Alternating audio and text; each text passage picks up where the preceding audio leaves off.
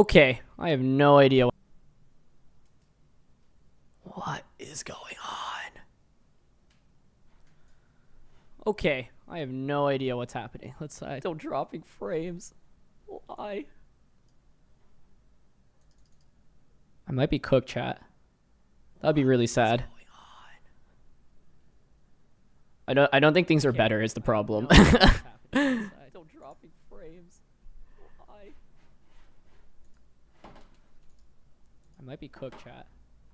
That'd be really sad.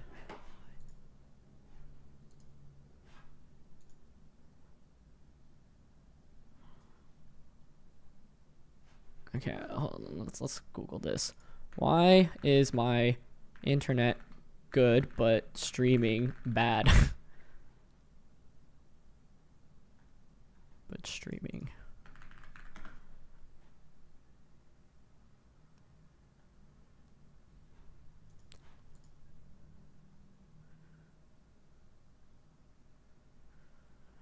Yeah, the problem is I don't think that actually fixed anything, unfortunately, which really sucks.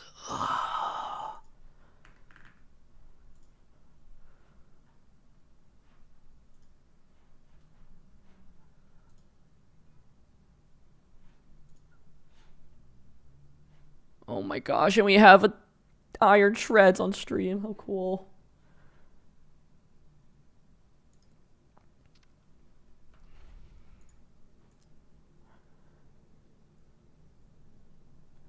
Alright, I'm going to try this game. If it is still bad, I will cry. I'll try to figure something out again, but now that a game is actually going on, I don't want to just end it.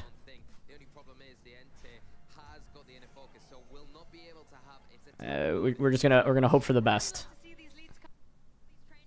It's just so frustrating because it's like everything's running fine on my computer, so I really don't understand. But we have Iron Shreds out. That's pretty cool. Okay, pause this. Play this. Lower resolution.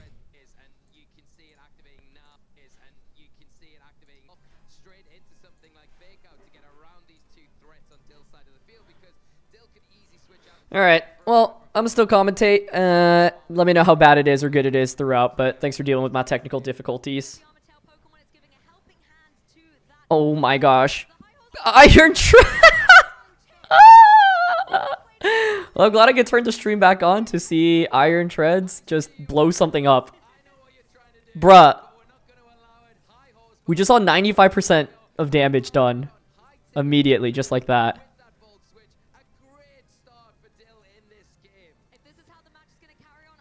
That was crazy. What did I just witness?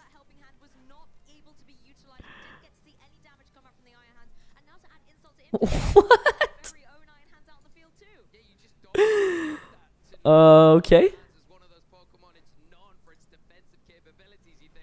Well, Grant definitely wasn't expecting that damage, and neither was I, so it is you and me both, man.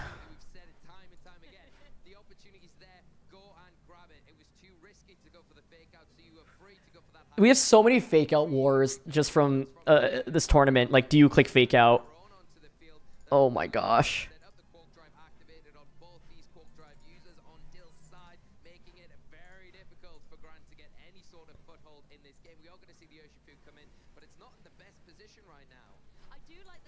I mean, how do you come back from that? Oh, subtitles. Yes, sorry.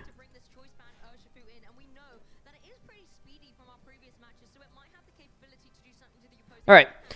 Well, I think this game is over, truthfully. I don't see how you beat Treads. And I think Treads is actually so good in this mirror match. It's one of the reasons why you want to use it is against opposing Miraidon teams.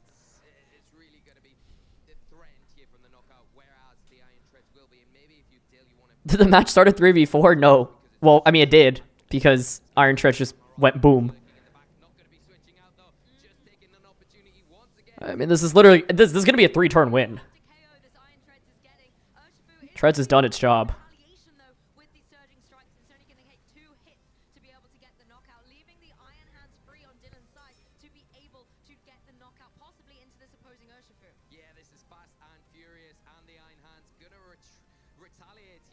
Oh, it's low kick though. Is it not wild charge? I mean, I think it's still fine because now you just are up against two choice users, and yeah, it's locked in two. Grant can win this, I guess, if you read the Miraidon Terra and you outspeed it, but if the opposing Miraidon is just faster, you definitely lose. Yeah.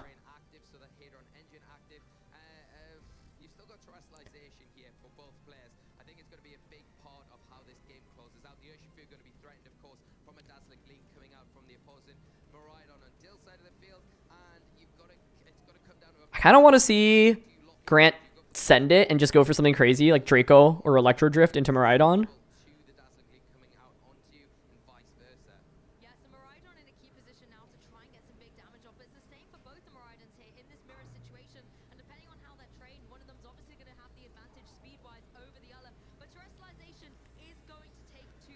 I don't know.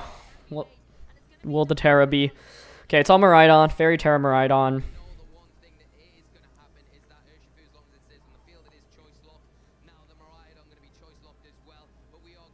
Is my OBS using CPU and not GPU or something? I don't...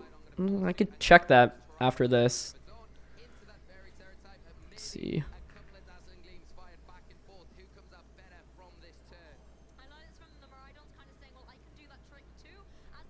Alright, check it after this one. The fact the opposing Miraidon is faster means it doesn't matter what Grant did here, honestly, because you just always fall so quickly. And Grant can't protect with any of his Pokemon, so it just gets absolutely popped by... He does go for the Electro Drift, but I think it's too late. Dylan still has two Pokemon.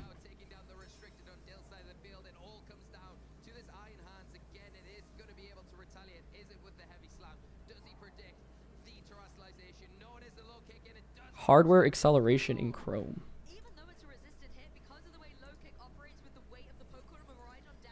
I will try that later, thank you.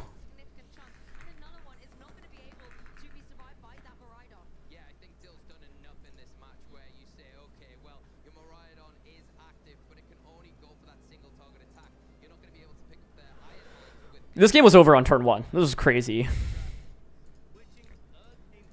Turned the stream back on just to see this.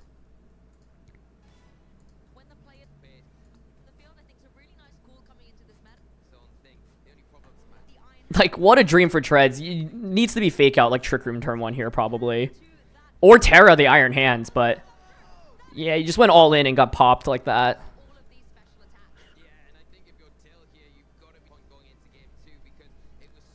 I think Treads just gives such an advantage matchup-wise. So, this might be the fastest top 4 game yet.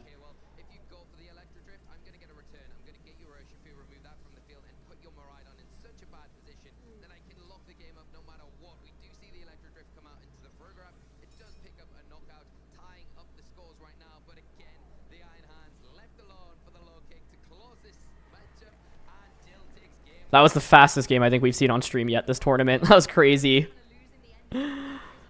Oh.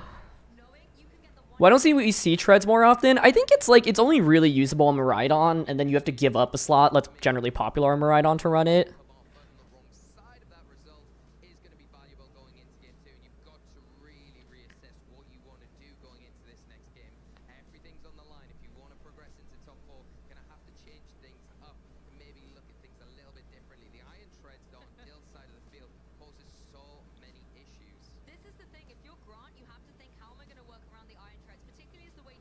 First turn KO for Bingo? Yes. Although I don't have Bingo open at this point because I closed all my windows due to whatever frame issue is happening.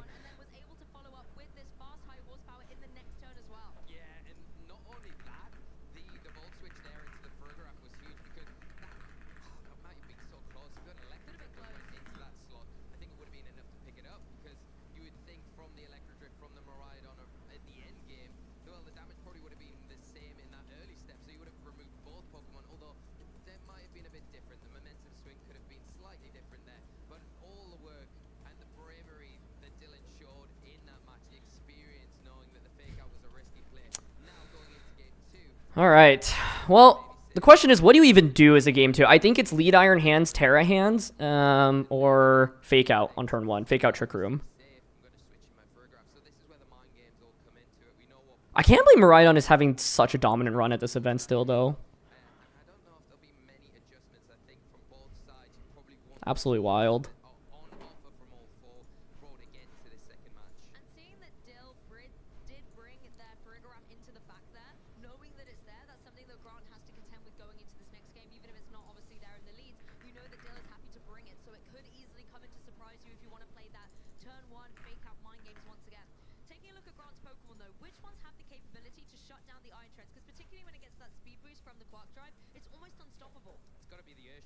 Wasn't the Iron Hands Terra Grass? Yeah, I think he just didn't expect it to get blown up by Treads. Oh, it's Poison Terra, so it doesn't work. Never mind. That's why he didn't Terra, because you still faint.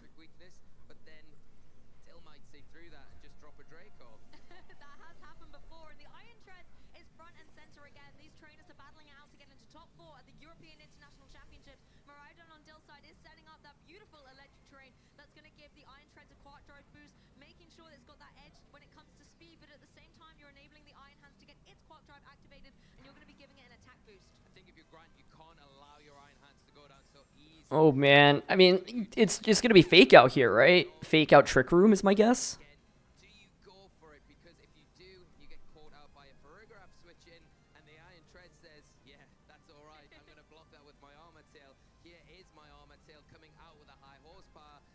Oh, bring out the Farigiraf. Bring it on the opposing side.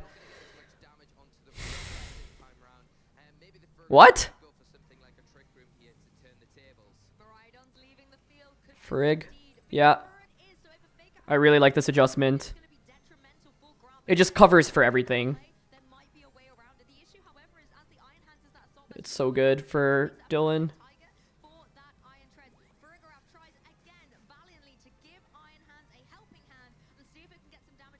Does he expect to live again? Oh. It's a roll. What in the world is this EV spread on hands then that it's a roll?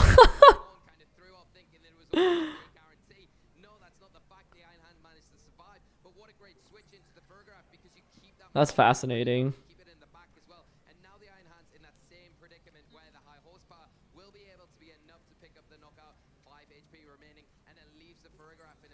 I can't believe it's a roll. Because Grant felt pretty it looked like he was pretty confident in surviving that in game one, so...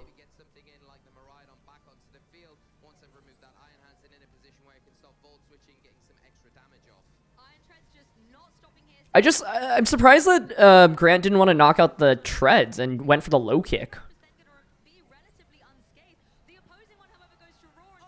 That's so sick. Dylan went for Roar to stop Trick Room. Dude. What? I love it. That's so nasty. I think it's still okay for Grant, though, because you can just Surging Trick Room now.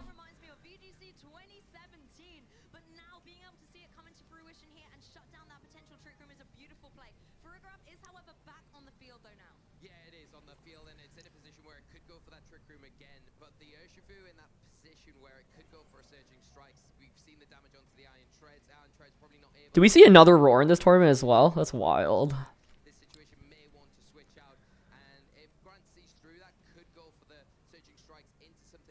Okay, U-turn makes sense here. It's weird to think of using Miraidon under Trick Room, but it actually works here. But yeah, do you just get popped by this? Helping Hand high horsepower into Urshifu? Oh, onto Farig, okay. Wow, it's really not that strong.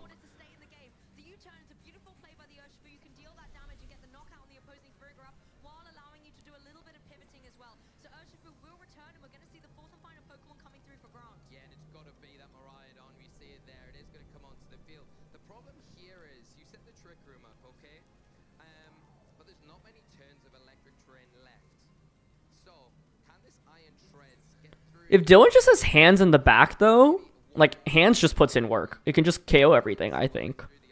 You Terra the hands? Yeah.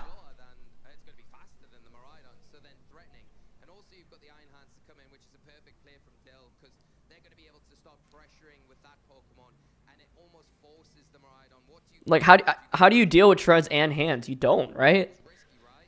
Hands can just knock out Frigraph, and then treads just knocks out Miraidon. This is why you use treads. Like, it just walls Miraidon. I think Grant ignoring the treads was a big punish.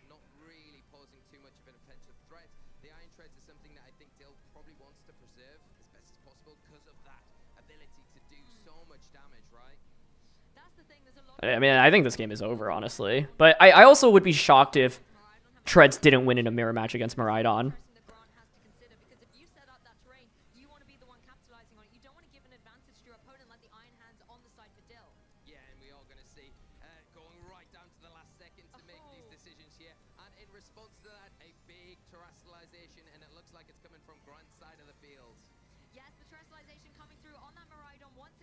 Yeah, this allows you to survive the turn, but like I just don't see how hands is.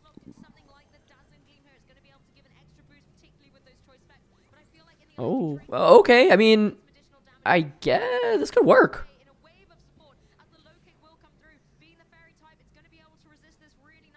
Yeah, wait. No Terra from Dylan's end on hands. What?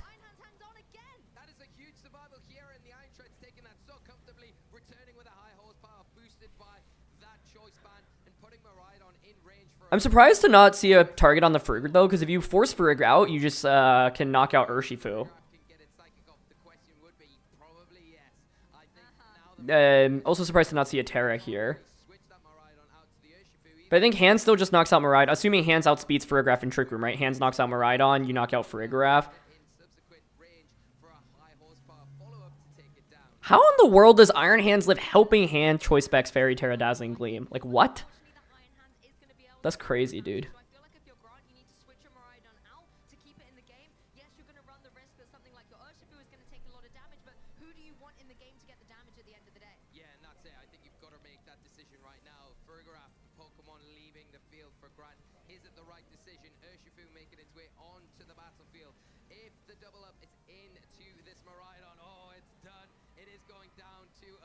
Okay, Miraidon faints. You get another high horsepower off. I mean, Urshifu can Aqua Jet, but if you lock into Aqua Jet, Miraidon just comes out and clicks Dazzling Gleam. So I think this game is over.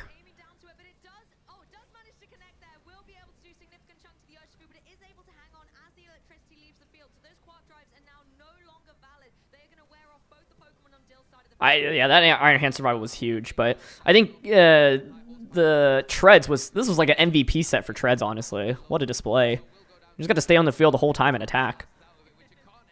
Yeah, Grant just can't beat Miraidon now. It just comes out, clicks Dazzling Gleam, knocks out both, and that's it.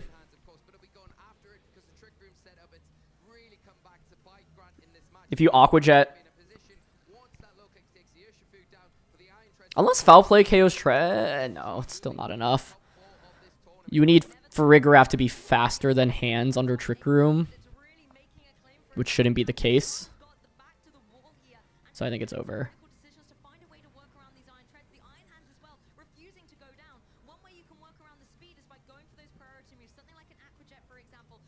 Yeah, it's just faster. Well, I've never seen a better set to demonstrate why you'd want to use Iron Treads. That was nuts.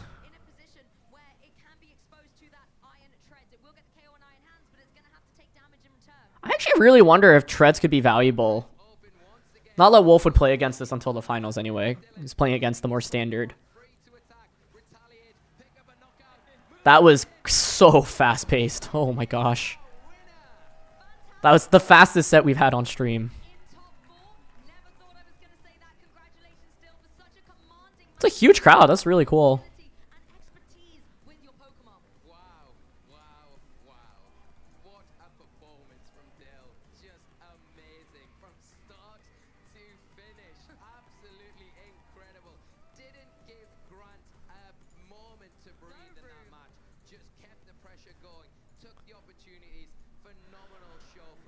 Dude, that was... Oh, okay. So what can you do if you're Grant? Because Miraidon plus Treads is so scary as a lead. Entei under Trick Room. I also think just knocking out, if you're going to survive high horsepower, like go for the target onto the treads rather than the Miraidon. Because on turn 1,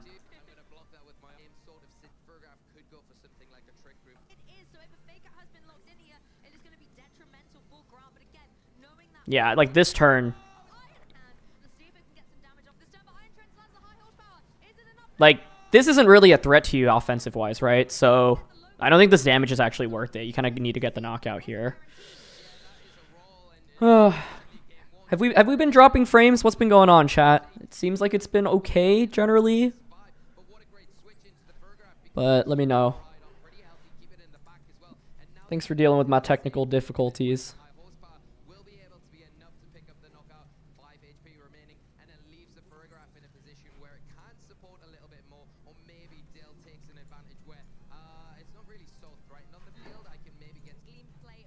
Oh, we got one top 4 set left. It's been fine? Okay, well, I'll take it.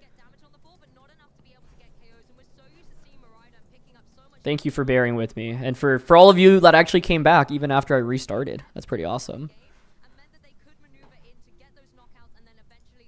Well, we've got 3 sets left. 1 top 8, 2 top 4, and then that's it. 4 sets left in this tournament.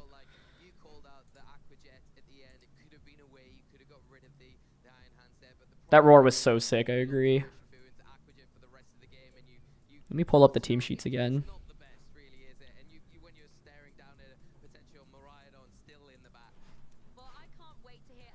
All I can say is watching a stream on TV will pop up tons of ads. Okay, that's definitely not the intention. Another trainer to join top 4 here at Euic. Dale Yeomans, congratulations.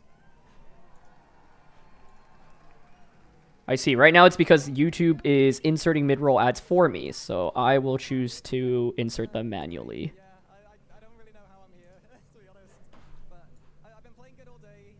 I got quite lucky with that matchup. It's really hard to Cool. use it with treads, to be honest. So, yeah. I want to talk about that Iron Treads first off, because Hopefully you don't get spammed by ads as much anymore. really expected to see it in top 4 of the largest international that we've had, and you put on a masterclass with it. I want to know the tournament run that you've had throughout it. Has it always been that sort of MVP? It's the MVP in the mirror for sure. It comes I'm gonna pull up some other windows. Kengo got top 4 at Rio with the same things as well. And there's been small adaptations. I came to a lot of conclusions myself, but it ended up just being like where everyone else who used the team also used. Alright, let's see what we got. Treads against other Miraidons are always there. I can't wait to co-stream finals tomorrow. I think that'll be awesome. I mean, hey, it's proven out well, and I mean, even if others have used it, we don't really get to see it too often, let alone here. So huge congratulations, kudos to you. So I want to talk again about the rest of the tournament that you've had in your history as a player, because you're saying like it doesn't seem real yet. Like, tell me about that. Yeah, so the rest of the 20's been Thank you all for coming out and watching. Thank you for tuning into this. It has been a blast. 6 of them. I've clicked it twice in day 2 and I hit both, or maybe it's 3 now. But so it's been better today. But yeah, had some unlucky losses, but Even if for some reason been playing good. they want to keep dropping frames. But you know what? No drop frames will stop me. No big deal. So now Never. you're the 3rd trainer, be moving on into top 4. How are you feeling? You already know 2 of those other trainers. What was the Arcanine link again? Yeah, like Steph, I just can't believe it. Like, So 2 Miraidons in top 4. It's just crazy. I got another set to play. I like playing the game. I love playing the game. So just another set more like against great players. Yeah, just sit down and get it over with. I was very nervous for this one, but then that kind of became excitement. So Oops. Like, yeah, it's been good.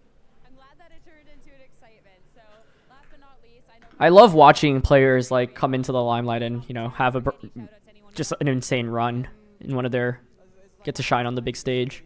Just like So we have Taryn, Wolf, spoken to me today this weekend. Like, Dylan, and then Yosuke or Gavin. Human Chris specifically for helping me build. Like I'd never prepped with anyone else for a tournament before this.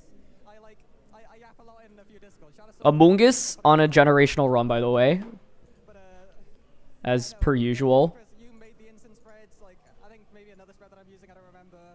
Yeah, and it's like it's been good. You can just pick up the frames you drop later. That's so funny. I'm glad to hear. Once more, everybody for Dale. If you got a Discord sound, I apologize.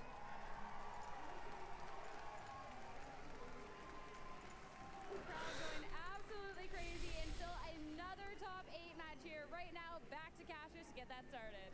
All right, Last top 8 match. This one is the one I'm most excited for, I think, because these players are both so good. So exciting. I can't believe that Yosuke top versus Gavin. on our cast predictions, not even on our radar, but it definitely will be going forward in the rest of the competition thanks to Dill. I mean, what an incredible match. What an incredible top 8, and there's just one. Okay, so let's talk about this this matchup dynamic a little bit. Yosuke here. This is a little bit similar to the team that we saw Japanese national champion use at Worlds. It's an Ice Rider team, but it's actually a pretty fast-paced Ice Rider team. And then Gavin is running a really cool Kyogre team here. Kyogre, like classic Chien-Pao Urshifu duo, Hands Amoonguss Tornadus. Most people in this format using Kyogre use Calm Mind Kyogre, but Gavin is using just offensive Kyogre here. But you still have the Grass Terra rather than Water Terra to protect against Amoonguss, which is really nice.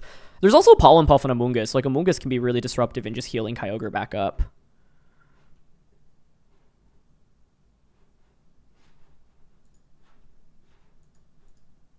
But yeah, I think Water Terra is key on Calyrex. Water Terra is key on Amoonguss here. Chi-Yu should never really come out into this game. Yeah, I mean, the only thing it's really doing is snarling. So if I'm Yosuke, I'm definitely bringing Calyrex and Amoonguss. I'm bringing Rock Ogre Pawn because this is really good into so much of this. Torn, Chien-Pao, Urshifu, Kyogre. These 3 for sure. And then the 4th one, kind of for grabs. I don't love Flutter here personally, but like the reason I don't love Flutter is because it's like, it doesn't do anything into Amoonguss. Amoonguss just puts you to sleep. I think I like Urshifu more because you've got Focus Sash, so you can survive a big attack and then retaliate back. Surging in Rain knocks out Chien-Pao. It won't knock out Chien-Pao though because you don't have Mystic Water, but if the Rain is up, it gets the KO. So for Yosuke, I think Ogre, Calyrex, Amoonguss, Urshifu as 4. And then for Gavin, if these are the 4 that you anticipate, I mean, you still probably want to bring Kyogre. Water Terra exists on Calyrex, so you want something to counter that. And I think that Iron Hands is good, so you can use like Kyogre to force the Terra out early and then bring out Hands. This is scary though, right? Like all of these. Torn Kyogre has, you just pressure with Bleak Wind plus Spout immediately. Curious how fast the Tornadus is, if it's max speed. If Ogre is max speed.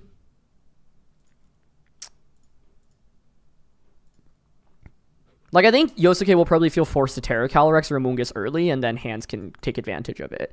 So if I'm Gavin, I think Kyogre, Hands for sure. Ursh isn't bad, honestly, because if you go Kyogre plus Ursh, you can U-turn pressure out immediately, which is good into Sturdy. And if it's like Ogre Pawn Calyrex lead, you can just pop this immediately, although Amoonguss could switch in. But looks like the match is starting, so let's get into it. Gavin Michaels, previous international champion. He is actually one of the winningest players in VGC history. 2013 US national champion, as well as 2022 OCIC champion, and then 3-time regional champion. He won 2 regionals in the California region in 2017, and then he won regionals in Vancouver in 22. So Gavin's exceptional. Like, in terms of players with the most number of titles under their belt in VGC, Gavin's up there. So I'm really excited for this. And Gavin is also super old school. Like, you know, we used to compete against each other way back in the day in like the seniors division in 2011, 2012. And he's using Kyogre. Oh, let me get these out of the way. And then... Okay. So here we go. The last top 8 set, and then we got 2 top 4 sets, and then that's it. Down to finals. Championship Sunday.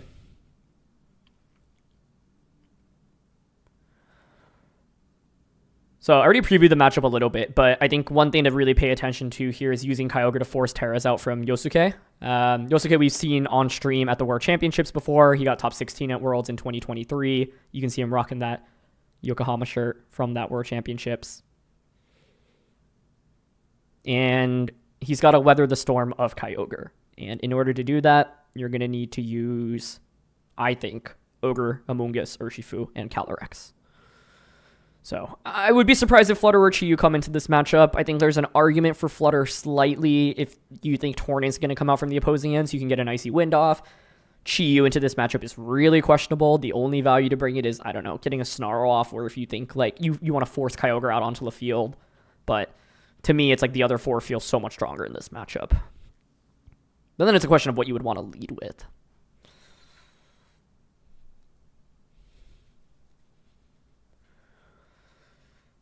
How can I remember even the place they won titles? I mean, I feel like there aren't that many big championships every year, and especially when it's like people I've known for a long time and friends, it's easier for me to remember. But there's a lot of regionals I'm sure I can't remember off the top of my head. It's just like with like the super winningest players. Actually, I don't know. It's like with Riley and Paul, I probably couldn't tell you half the regionals they had won. But I think it's because for Gavin and Wolf, for example, like it's either events I watched or events that I also was in. Why are there so many Japanese players this EUIC? I mean, Pokemon's just fun to compete in and play in, right? And the Japanese players don't really get the opportunity to attend too many events. So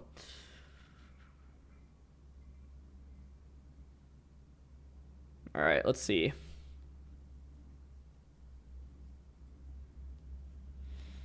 What is the lead matchup?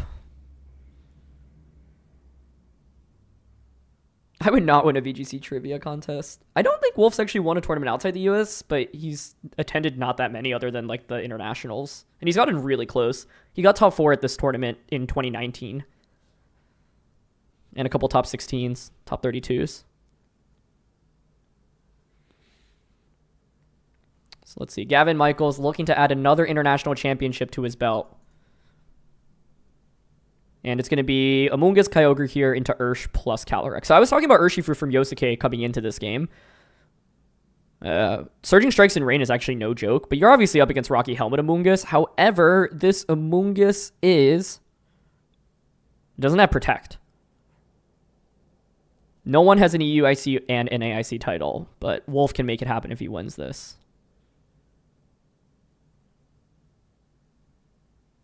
I think it's interesting because Yosuke here does threaten with Close Combat plus Glacial Lance into Amoonguss, which would cover for the Water Terra. Although I'm not even sure that knocks. I'm surprised Gavin's switching out Amoonguss here, because I think you could go Water Terra Spore turn 1. But he's going to just Rage Powder. Okay. And this is what I was saying about baiting out the Terra from the opposing end, right? Ice Rider's Terras are immediately committed here.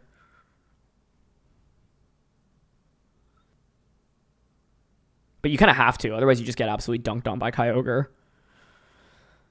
So Gavin's saying, look, I am happy to trade damage here. Let's see if it's U-turn. Yeah, it is Close Combat.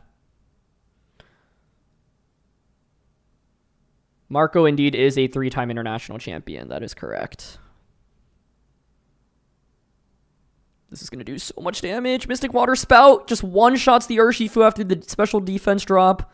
Forces Terra out from Ice Rider. It's probably Glacial here if you're going for Close Combat like that on turn 1. So Yosuke evens the Pokemon count. But Gavin crucially hasn't Terra'd yet. I thought Gavin would survive if he Terra'd with Amoonguss on turn 1. So I thought, like, I'm surprised. But, like, he wanted to cover for Close Combat going to Kyogre and wanted to secure the knockout onto Urshifu without risking a miss, which I think makes sense. I think what I really like about Gavin's team is that it allows you to use Kyogre in a more consistent reign with Water Spout. Because the biggest downfall with Kyogre in this format is you often have to click Origin Pulse, and that really sucks. I'll put on some battle music after this game. Hands comes out.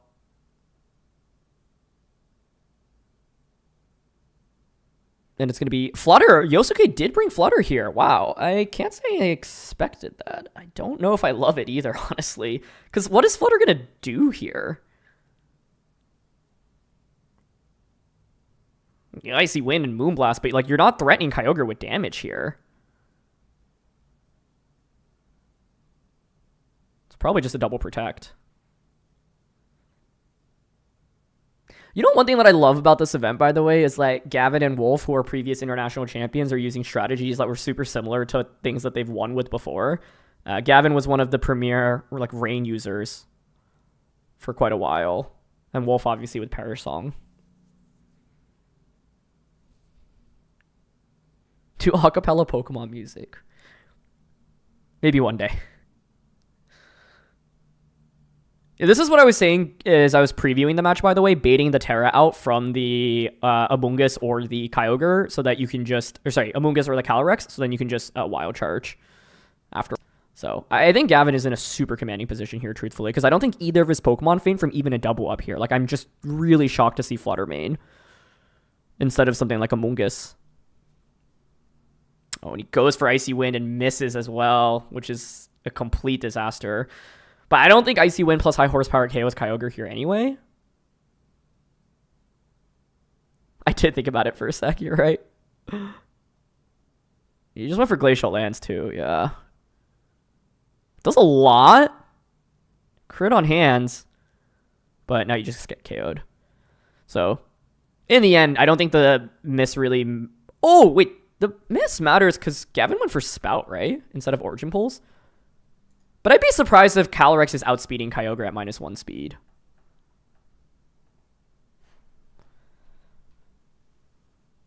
I wish we could have seen that speed interaction, though. Like, if Calyrex were super speedy and actually outpaces Kyogre, that's a big, big deal. And Gavin's really happy. He's got Ursh here. Wait, but it's Booster. Oh, yeah, you can just Terra. Wait, this isn't... I think Yosuke might win, right? Because you can just Icy Wind. Oh, but you have Aqua Jet. Water Terra Aqua Jet. Oh. Water Terra and Origin Pulse. This is spooky for Gavin. You're facing Moonblast plus Power Whip right now.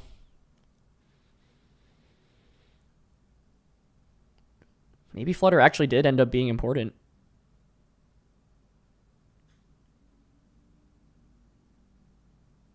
That's a lot, but... Yeah, okay, I see. Well, Gavin's play is really cool here if it's Power Whip into the Urshifu, which I think it should be. Oh! Oh, it's still fine. Gavin should still win. My frames are dropping again. I'm going to cry. Water Terra Aqua Jet's really cool. Gavin should win this, because you KO the Ogerpon, and then Flutter's Moonblast should not knock out Urshifu. That was a really cool find. Gavin was, like, if you double up onto the Urshifu there, it is scary because you do have to hit your moves. Did he lock Water Spout or Origin Pulse? I thought he clicked Origin Pulse. But yeah, what a menace. It was really cool to see Urshifu with Aqua Jet close out a game like this.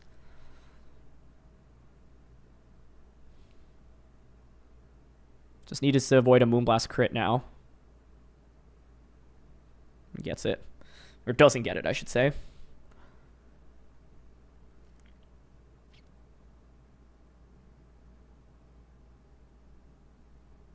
Aqua Jet KOs.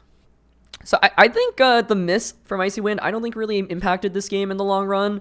I'm actually surprised it was as close as it was, and maybe, yeah, I kind of underestimated Flutter main being able to force a Terra out of Ursh. Was there any chance Flutter Moonblast would KO Kyogre? Because I think that was another possible play.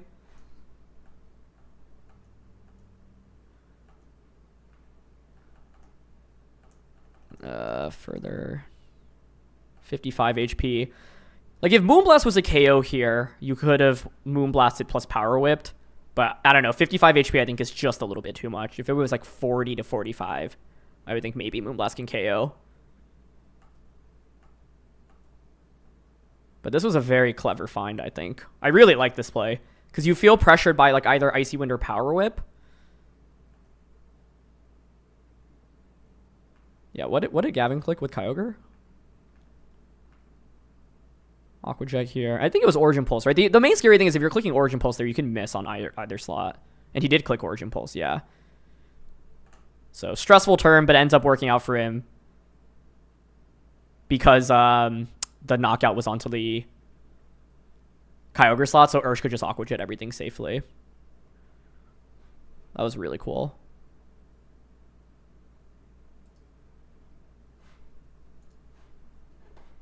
They're doing a highlight reel right now. I see. Okay.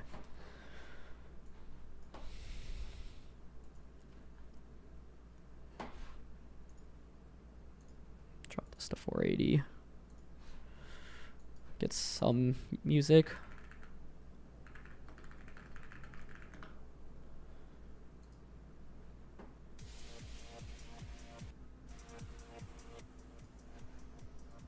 I don't know if you guys can hear it. Let me know.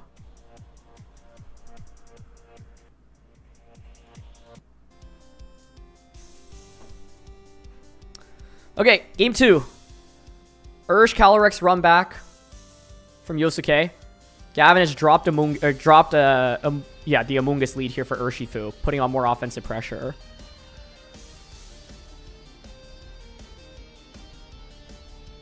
Switch comes out.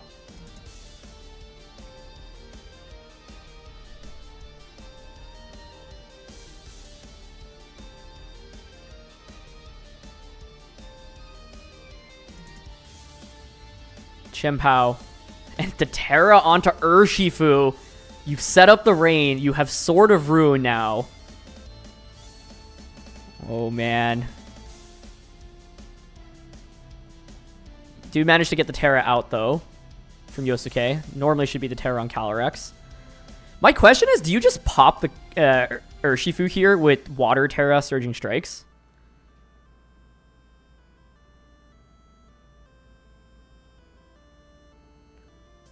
Oh my gosh, this might KO. I think it lives. Yeah. Oh, Gavin tries to go all in on picking up a big knockout here, but doesn't get it. It's a huge turn for Yosuke.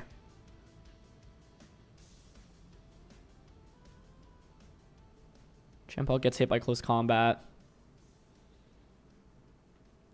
And Yosuke is clicking close combat though over Surging Strikes because you don't want the Amoonguss to switch in.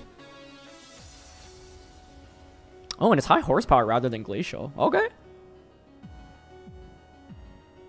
You pressure Sucker Punch now, obviously onto Ursh, and then surging onto Calyrex. Yosuke could switch out Calyrex, or sorry, switch out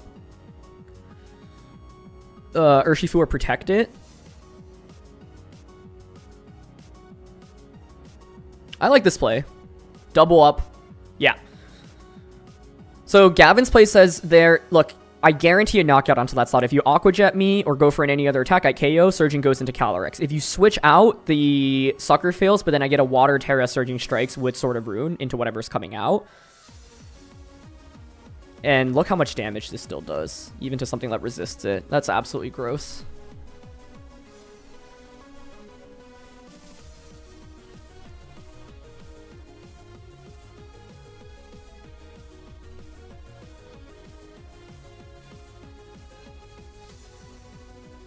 Chien-Pao faints.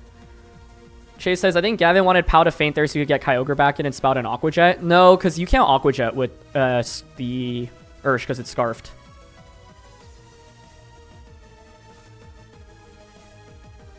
I think Gavin's in fantastic shape, though, once again. Yosuke keeps bringing the Flutter Mane over the Amoonguss. And it makes sense. I think he's probably worried about Amoonguss because he's, or like, doesn't want to bring Amoonguss because he knows it's Grass Terra on Kyogre, but still. And Gavin's playing towards the Aqua Jet endgame once again, realizing how good Aqua Jet was in the previous game. Yosuke is holding his hands. He's praying for some good fortune here. Do enough damage, survive a Water Spout maybe. Iron Hands gets crit. Will survive the Water Spout. Both of them do survive. Okay, that's huge. Allows for a Glacial Lance. Ooh! Knocks out the hands just like that.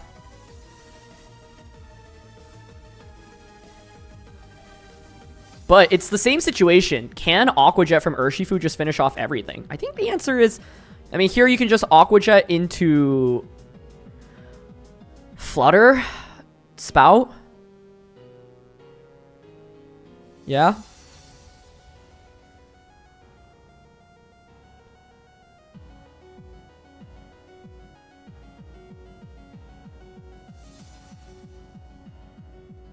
I think the crit may have mattered to put it in Glacial KO range.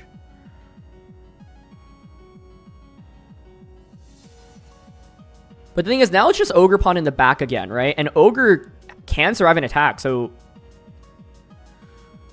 Yosuke might be good. So what a fast-paced set.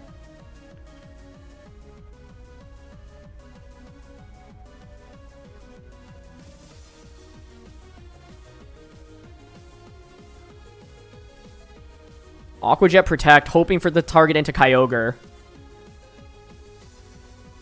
But Yosuke should be targeting Ursh here, right?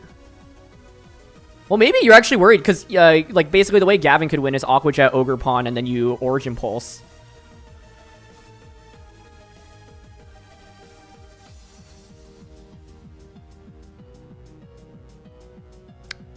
He cudgeled into Protect. That's it.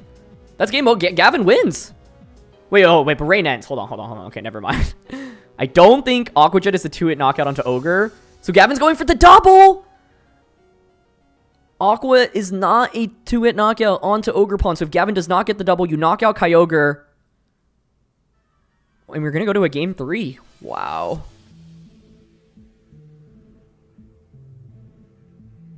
Yeah, that's not enough. Oh my goodness! Yosuke read into the double.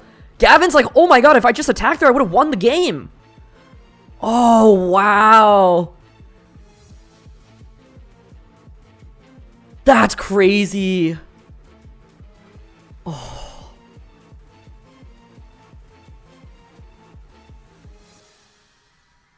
Wow.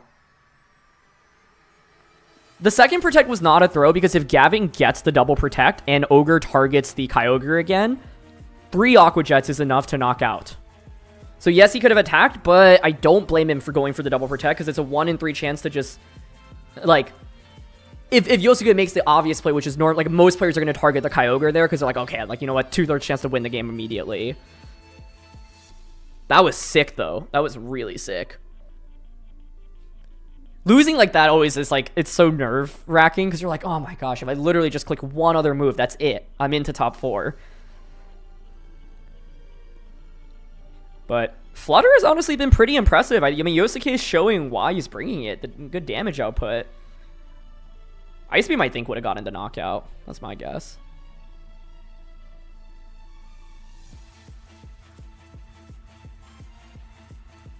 I think Gavin gambled a little bit on that turn 1. YouTube chat crying Gavin through like they knew better. It was definitely not a throw. I hate it when people say it was like a throw. Like, throwing a Pokemon to me means like when you like have a 100% win condition and then you like mess it up. That is not a throw by any means, in my opinion. Would it be the first Japanese player to win a Western Major other than Worlds? I think you're right, yeah. I can't think of any who have one, actually. Iron Shreds was insane, I agree. Alright, here we go.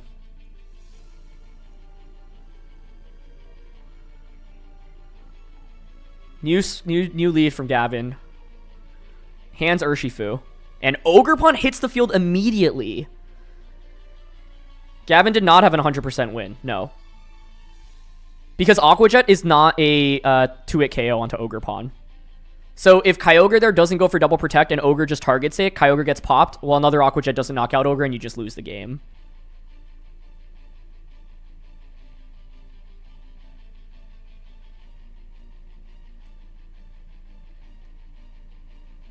Amoonguss makes an appearance. Okay. This is I wanted to see Amoonguss this whole time, so I really like this adjustment.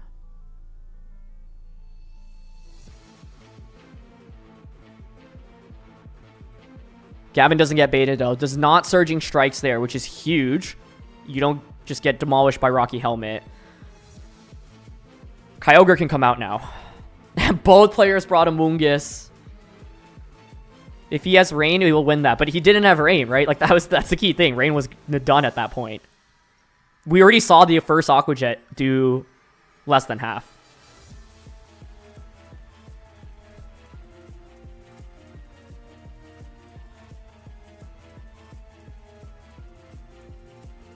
I will explain the endgame of that in a second after this game, but essentially, I don't think either player necessarily made an incorrect play. Like, I think it wasn't like Gavin had the win guaranteed.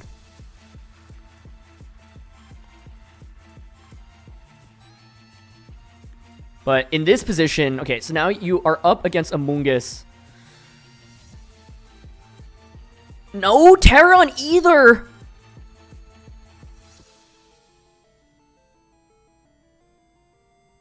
Oh my gosh, that's so much damage.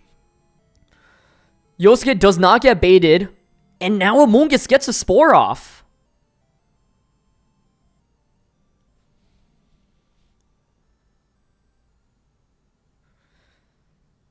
Someone suggested Rage Powder, Terra Water, Trick Room. I think, like, basically that could work, but there's a couple of issues. In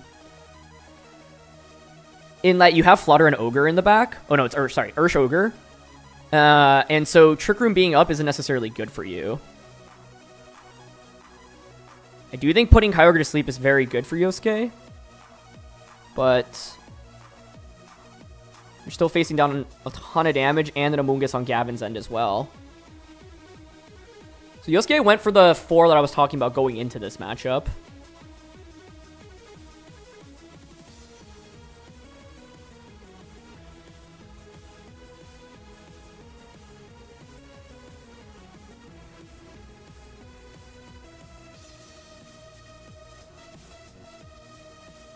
Wouldn't Surging Strikes and Ice Beam been... You can't Surging Strikes, though, because you're locked into Aqua Jet. And he needed to Aqua Jet because you'd get outsped by Flutter Mane otherwise. Okay, pivots out on both ends. Terra commit.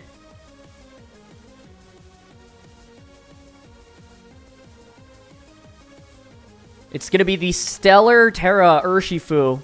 The rain is up. But Amoongus has hit the field. Surgeon comes out. And it goes into the Rocky Helmet Amoongus. It's a dream scenario here. That is half of Urshifu's health gone. Just like that. Gavin goes back to Amoongus. Keeping it in the back.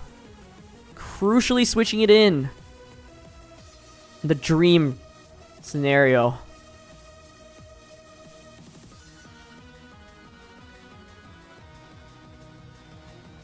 As Kyogre takes sleep.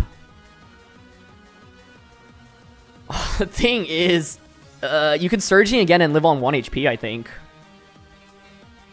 It's still fine. Like, Yosuke is still in a fine spot, I think. So Amoongus pivots out here, trying to basically heal back up with Regenerator, so then you can, yeah, bring it out later. But now you Iron Hands faints. Kyogre probably faints as well. Oh, he goes for Cudgel, though. Oh. Gets crit. Stellar CC into close combat, I see. Yeah. Kyogre faints. Oh my gosh. This is such a fast-paced set. It's so intense.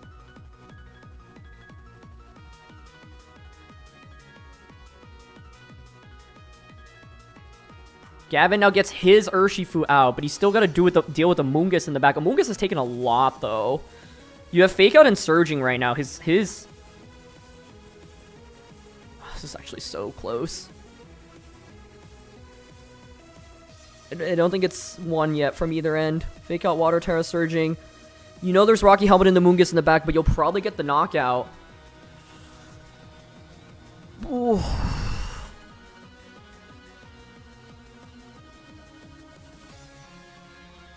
Does Amoongus faint to 3 hits here is my question. I have no idea. I think Amoongus lives. Oh my goodness. Battle of the Urshifus and the Amoonguses. No better way to summarize this format. Fakes out into the Urshifu. Surging Strikes comes out. I think Amoongus survives these 3 hits.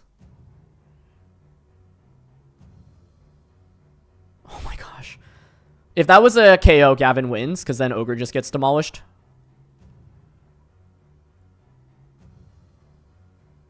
So tense. Gavin now can knock out everything with Surging, though. So I think he's okay. Rain does end. You could switch Amoongus back out into Ogre. I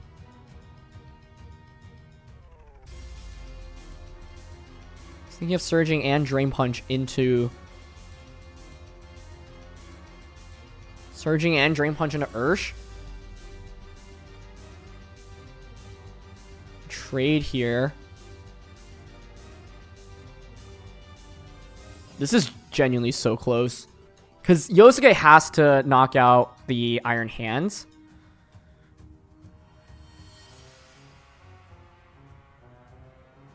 But if Yosuke's going for this, he's confident, I say, on this endgame. What? Huh? Oh, I think he was expecting Iron Hands switch out into Amoongus. But I think Gavin just wins off this. Because there's no way... Unless Amoongus gets crit by Cudgel...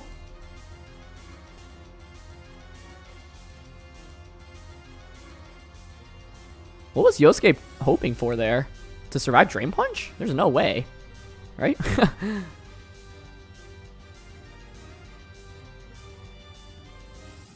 Yeah, I think he was expecting to switch into Amoongus, but I don't know. Oh, he's hoping for crits. Ivy Cudgel crits. I guess.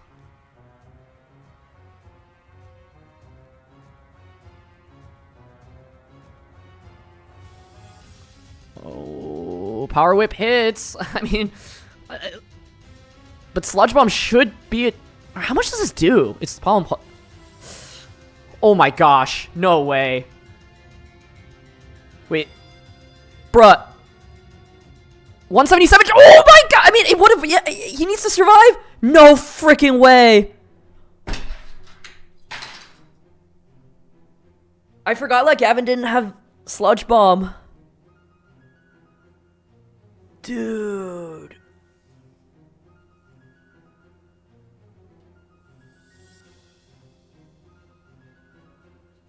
Oh. I don't think the crit mattered. Like, it did so much that I think 2 Cudgels KOs, but... It may have.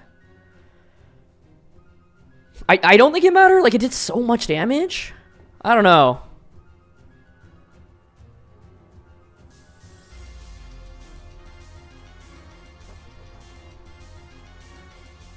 Holy schmoly.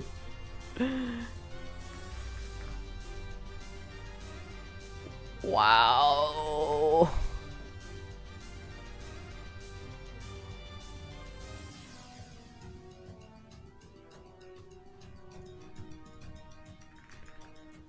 Sludge Bomb would do less, but yeah, I was thinking of Poison. But I don't know if 2 Sludge Bombs into Poison is enough to even get the knockout. No, it's not. It does nothing. Never mind. It's so weak.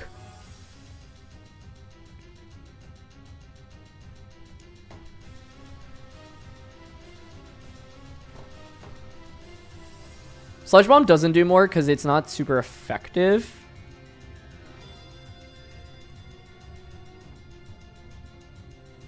.147 crit is 98 without crit, which is 196 for 2 hits, and hands it at 177. Yeah, I don't think the crit matters.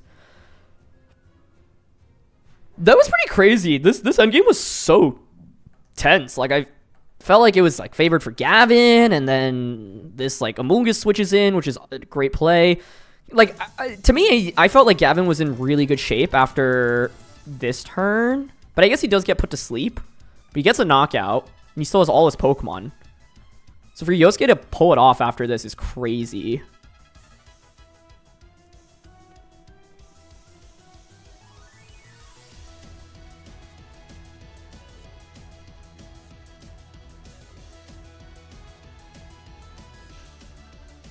That was incredible. Wow.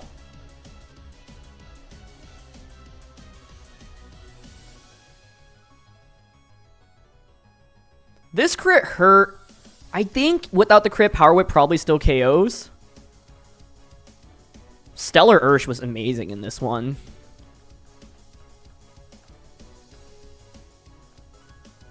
This was such a good set. I was really hoping to see Gavin versus Wolf in finals.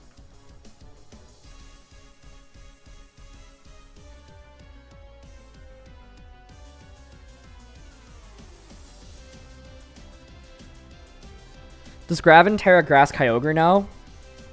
What does Yosuke do to counter that? Gavin committed his Terra pretty early on, right? Onto Ursh.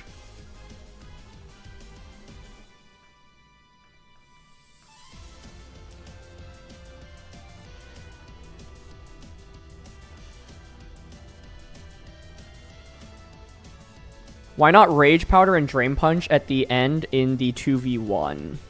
Because it's Grass Ogre Pond, so Rage Powder it gets ignored. It doesn't work. What is the calc on Pollen Puff there? Okay, so no special attack Pollen Buff against no bulk Ogre Stone is Cornerstone Ogre Pond is never a 2-hit knockout unless you crit. Jeez.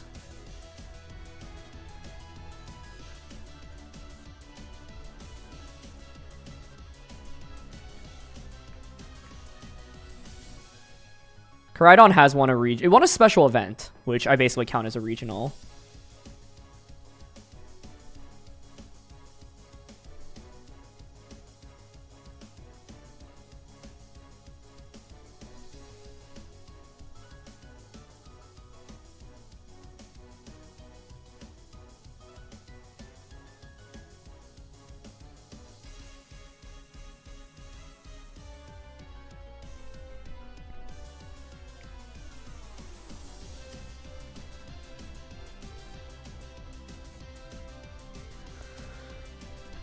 All right, semis matchups.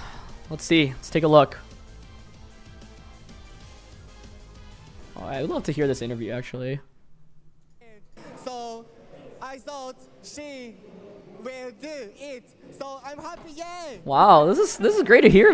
Like, wait, I wanna. Would advance on this is one of the run the corner really games. Me is the one. I was like, sometimes Call line on that. trainer, make an invite. How do you feel? おめでとうございます。WCS のショータイム受けてもらいましたね。どういう気持ちがありますか？ Very very happy and pleasured. Yeah. Oh, that's so awesome.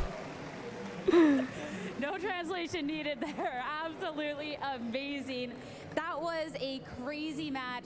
That endgame, crazy. That critical hit. How happy are you in that moment? その、球場の最後のゲームの球場は、頭の中にどういう考えましたか？ I imagined my opponent is in the competition. The great, she did great job, great avoid, thank you, Shane. So I thought she will do it. So I'm happy, yeah. Ogre Pond did it. You did it. Now, top four. How are you feeling for this next part of the competition? トップ4はそうですね。分かれましたか？分かれましたか？トップ4どういう気持ちになるんですか？ And I get I measured to top 4 in the IC to get worlds, and I did it. So and I'm happy. So I know I didn't have the pressure because I did it. So next I will be a champion. Love that. I'm looking forward to the match. I'll let you get rest up, but last thing, any final thoughts for the crowd here? So wholesome. What an interview. I want to say thank you to my who see my matches and Japanese friends who see in my match overseas. So, very thanks to everyone. It's so wholesome. Thank you so much for an incredible match. One more time, everyone, for the final member, top 4 here at EUIC. Yosuke, congratulations. We're going to have a great top 4 ahead of us. So quick break for some great matches ahead. Wow, that was awesome. Anyway, I wanted to explain the end game of one of these because I know people were asking about it. That it does have a place in this meta, and that Which was this end of... Oh man, it's heartbreaking for Gavin though, because like he was one move away from winning game 2, and then game 3 was so close and down. So this was such a good set. Love to see a game 3 at this stage of the competition. More poke down against a mirror here, leaving break in. End of game, yeah. Is going to come down to an Ivy Cudgel. That's why we're seeing that double. That is Okay. you can get some. So in this scenario, first of all, Aquajet's been locked into, right? Oh, why are we lagging? We've seen the damage in that. I don't think you can ignore this Urshifu either. So it feels like in this, like this is already a tough call. Like Yosuke, if he makes the right target here, wins the game. again, both trainers down to their But the reason why he doesn't want to target Urshifu here is if you target Urshifu with Ogre Pawn and this Aquajets you, Kyogre's faster. So Aquajet into you, boom, and then Origin Pulse for Water Spout, double KO, boom, right? So Yosuke is like, look, I know you can't protect. I'll go for the guaranteed knockout onto the Urshifu here. Or sorry, he doesn't go for it because he's worried about, yeah, like the Origin Pulse just winning the game here. So Gavin takes the guaranteed knockout. This always KOs and goes for the correct protect play here. The problem is the rain stops, right? If rain is up, Gavin is in a really good spot. So now it's 2v1, and Ogerpon can one-shot either of these Pokemon. Now, you can Aquajet. You're always going to be clicking Aquajet into Ogerpon, but you need 3 Aquajets to KO this, right? So Yosuke is thinking, okay, like, I lose the game right now if I target and Kyogre attacks. But in this scenario, knowing, like, he knows that, he's like, you know what? I think you have to go for the double protect because that's, like, your only main way to win.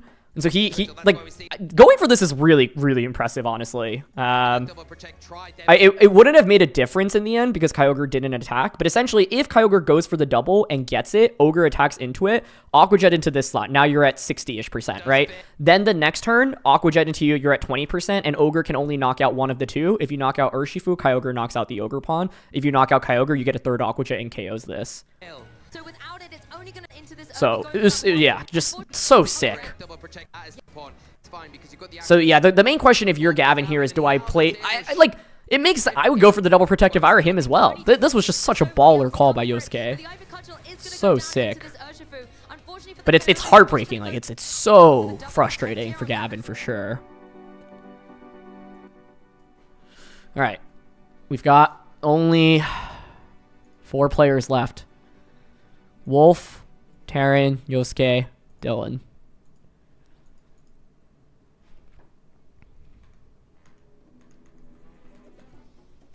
I hope the frame drops haven't been terrible in this one. Let me know if... I hope it's improved.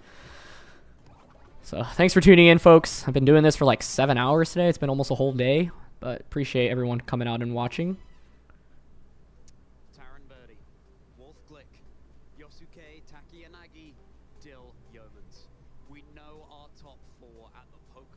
Semis is about to start. Championships 2025. And it is our pleasure, it is our honor to showcase the very best of what Pokemon competitive video game has to offer. Charlie Merriman on the desk with Ben Kiriakou. Ben, the atmosphere's out there electric. Can you feel it building? I can feel it built. It's been building all weekend long, and those players in our semi-finals. I think Yanagi beat Wolf at 2022 Worlds. Wow, that would be a really cool finals. It got worse as soon as I acknowledged it. I literally commentator cursed it. That's so sad.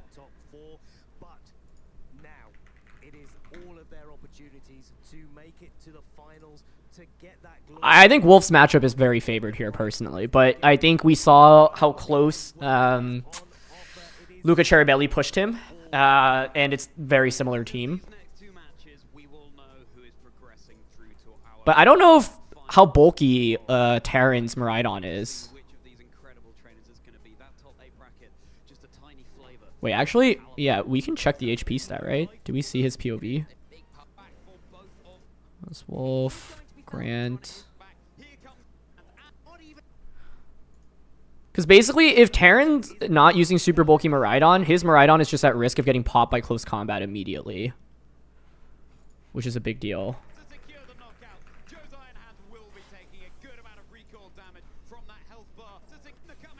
It's 176. I think. Let's see. Koraidon. Miraidon. Jolly. Please don't mute stream when the game starts. I am going to mute it because it's a little bit distracting to have the commentator audio for me. So, I am sorry. Wait, he has like no HP investment, right?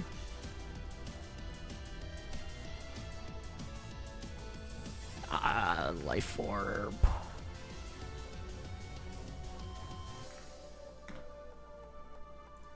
Yeah, look at this. I think this Miraidon being less bulky gives Wolf a huge advantage as well. Like, you look at this calc. Close combat into no bulk Miraidon. You just get one hit KO.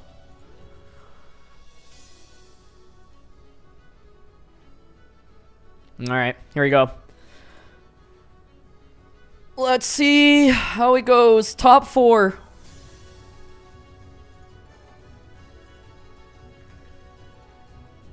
Wolfglick using his Koraidon Perish team.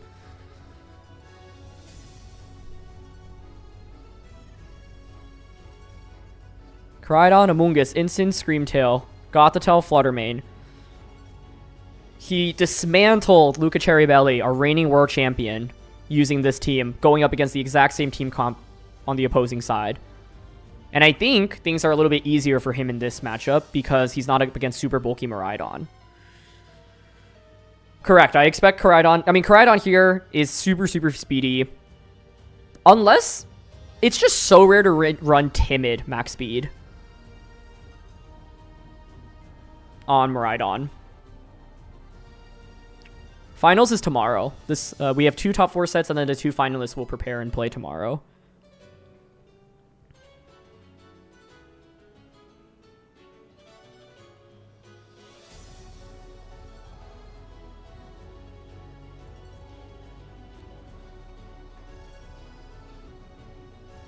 The Luca match was earlier. That's correct. It was streamed in the beginning of the day.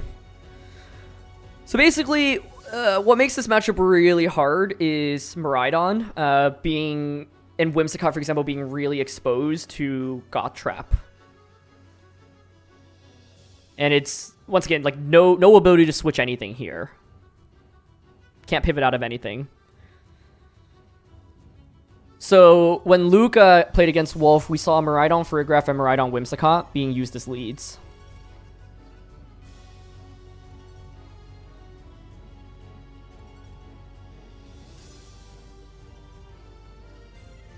And I think it's like, those are probably your best bets here as well. Because the problem is your Miraidon getting out. You need Miraidon to basically be faster than like Koraidon and Fluttermane.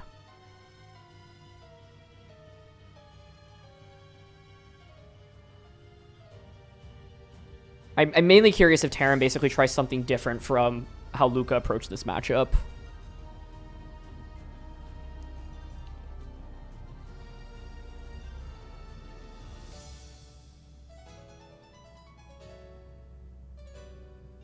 It's so tense, but I like Wolf a 90-10 in terms of the matchup. Like, I think it's, and Wolf has like played against this matchup so much. Partially because Aaron Trailer is one of the best Miraidon piloters out there, and Wolf and Aaron practice against each other a lot.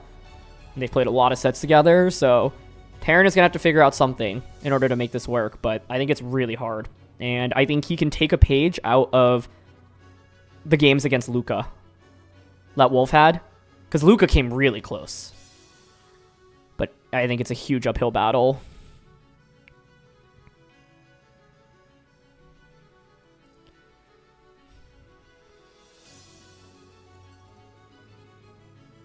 Here we go, Instant Koraidon into Whims plus Miraidon. We've seen this so often, even when Luca got turn 1 correct every time.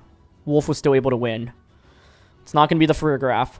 So the key question here is immediately, what does the Miraidon lock into on turn 1? It's going to be Goth plus the Screamtail in the back. And for Terran, likely Fire Pawn and the Iron Hands.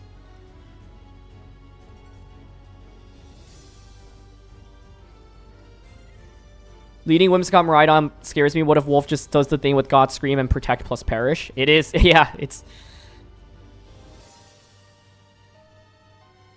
Protect, Fire, Terra, Flare Blitz he's thinking about. He's thinking about close combat as well.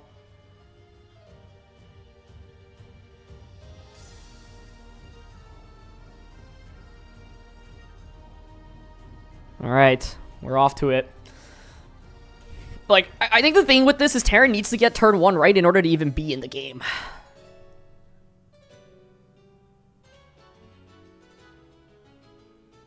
And if he doesn't get turn 1 right, he just like loses on the spot.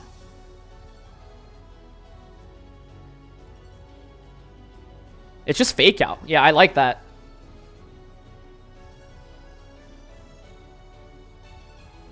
That's just a KO. No Terra from Miraidon. I mean, I honestly think that's game over. I don't really see how Terran wins from this angle.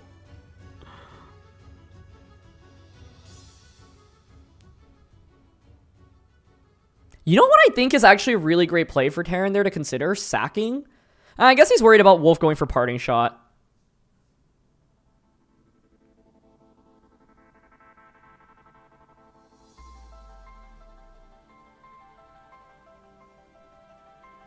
Yeah, like Luca brought it. It made the matchup look a lot more bearable than it actually is. It's so hard, I think. He didn't Terra because Wolf has shown willingness to go Fire Terra Flare Blitz. But yeah, I agree. Terra would have helped him out immensely there to survive the turn. And this game's over in my opinion. Like,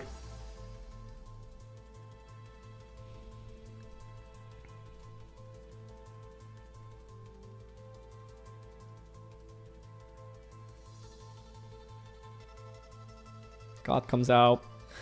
If he actually Fire Terra blows up Gothitelle here, like it's still possible, but I don't know. I think like Koraidon just not taking any damage is really bad.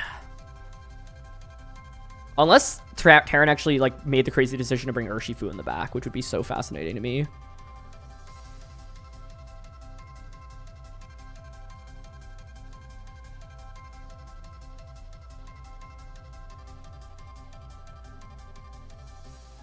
I don't expect this to even KO, but let's see.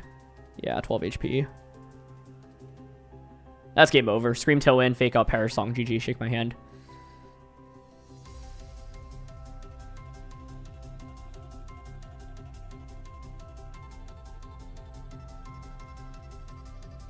I think one thing that I really liked, by the way, what Wolf did is he made a completely different play from when he had played against Luca. Because against Luca, he was always like protect and attacking with a Pokemon. This time he just straight up goes for fake out, right? And you don't even care about Furgraph switching in there, because even if you block the fake out, then the Miraidon is just going to get outpaced by Koraidon. I think Wolf running max speed Koraidon was a huge meta call in this tournament. Huge, absolutely huge. Oh, he doesn't want to bring Screamtail in. That's interesting. I guess he doesn't feel the need to. I guess it's also like you're worried about Ivy Cudgel critting at any point as well, so makes sense. But when you're relegated to Moonblasting, Koraidon doesn't feel... And Tailwind is up as well, so yeah, that makes sense. But Koraidon just absolutely dominates here.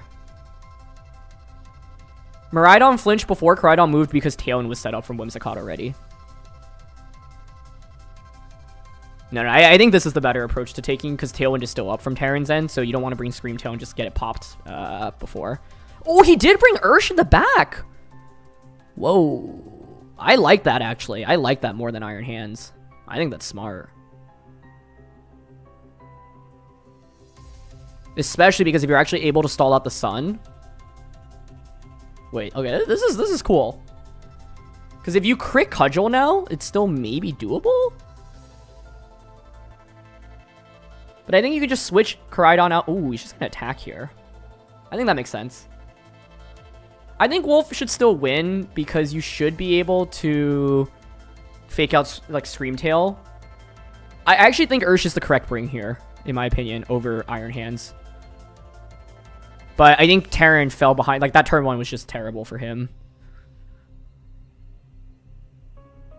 I don't think it's winnable just because it's a 4v2 with Screamtail, and now Intimidate comes out as well, but... Yeah, because now you just bring out Screamtail and fake out Perish. But he does get this turn right.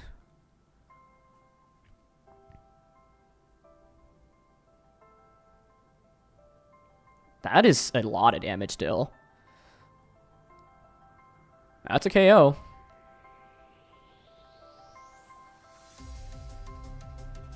Oh man, this is actually super, super intense. But I think Wolf's good because you bring Screamtail out now.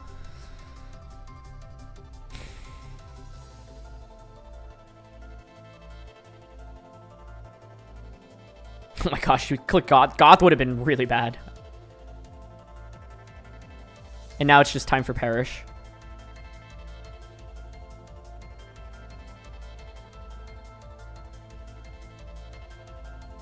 But I do really like Water Urshifu. I think... Ooh, Encore. Yeah, that's smart.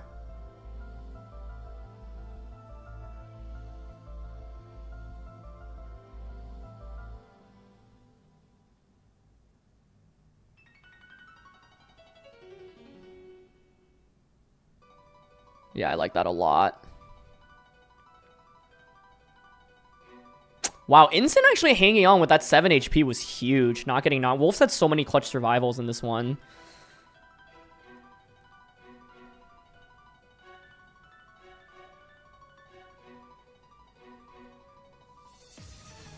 Alright, time for Perish, folks. We finally got to the end game.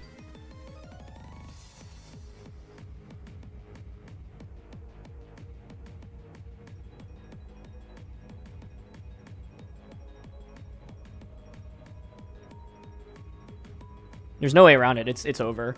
But I do think the Ursh adjustment was really smart. I think Terran, yeah, not going like fake out close combat. Is really smart because the fake out gives you the chip damage that you need to even knock out really bulky Miraidons, or at least put the roll more in your favor.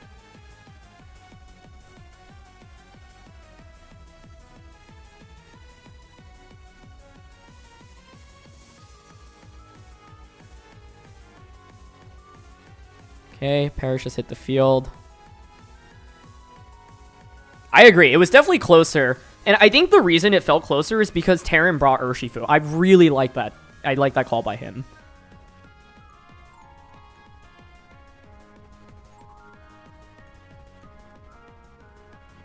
The question is, how would this have played out differently? Turn 1, right? Like, Instant plus Goth is... Or sorry, Instant plus Koraidon is just so oppressive. You can't, like, the answer is to Terra your Koraidon on turn 1. Sorry, your Miraidon.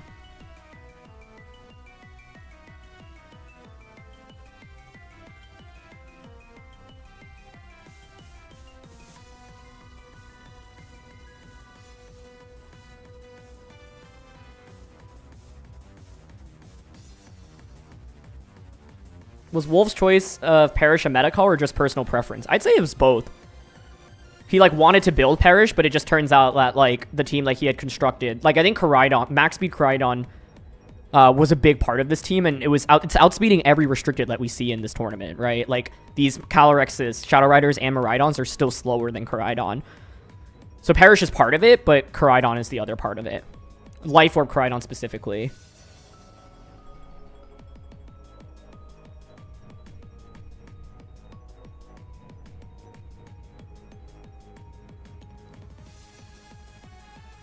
But yeah, this game is over. It's just classic late game Perish. In order for Terran to have won this, basically, like, against Wolf's team, you cannot go down in terms of Pokemon count. If you get an early knockout, it's so disastrous.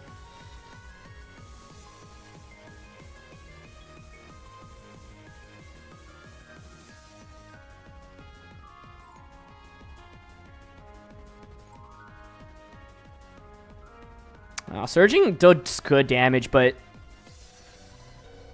like the way that Terran can win this is no win.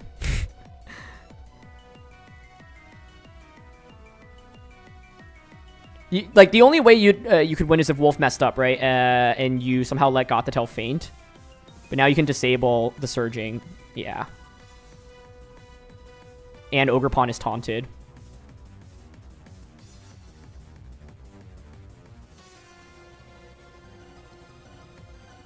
What did...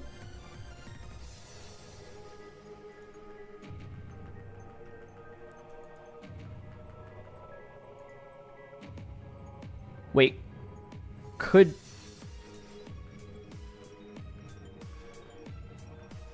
Spiky, Fake Out, plus Encore.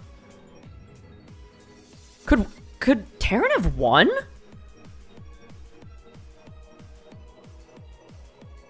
Fake Out, Encore. Oh, but he followed me Disable, right? Disable Taunt.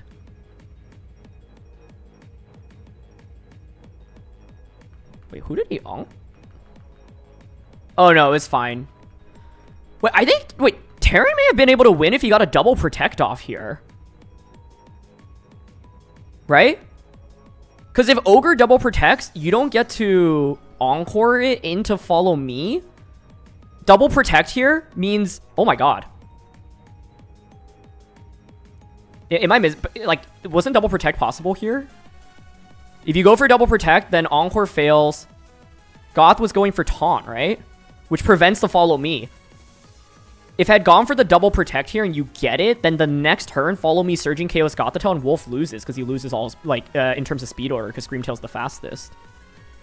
Anyway, not relevant anymore, but... Yeah. It was actually possible. I mean, Ursh is the solution. This is it.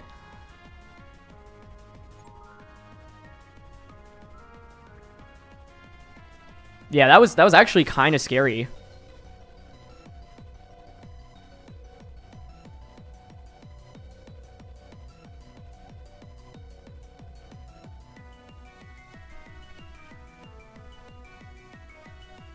Wait, does Encore go through Spiky's shield?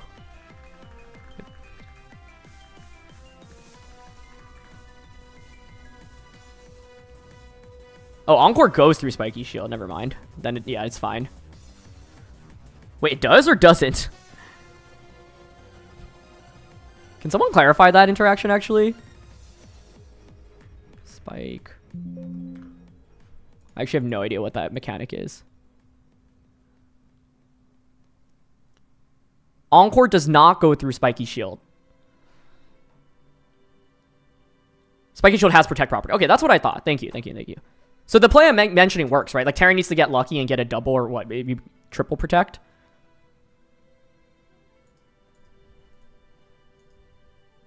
That's what I thought. Yeah, I just, like, now I was, like, questioning my own logic.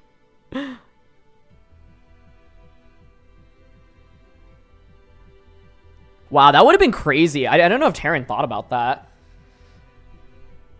Because he was trying to follow me, what, disable? But then the problem is you get disabled on Urshifu anyway next turn. Oh my gosh. Okay, we are really going off the walls now. Amoonguss, Koraidon, Whimsicott, Urshifu. Did not expect to see Amoonguss here. This is fascinating. Okay.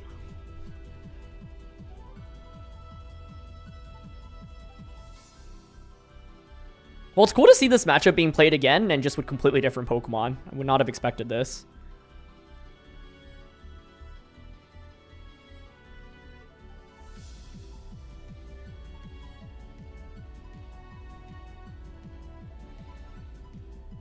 Fire, Terra, Flame Charge, Spore. I mean, it's a pretty safe play.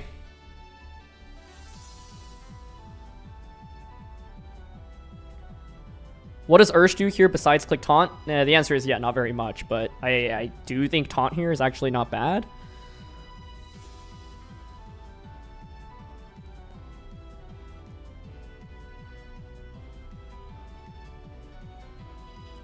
Okay, so Terran's got Tailwind up, but he's going to sacrifice Whimsicott to do it. And now Miraidon gets to come out for free.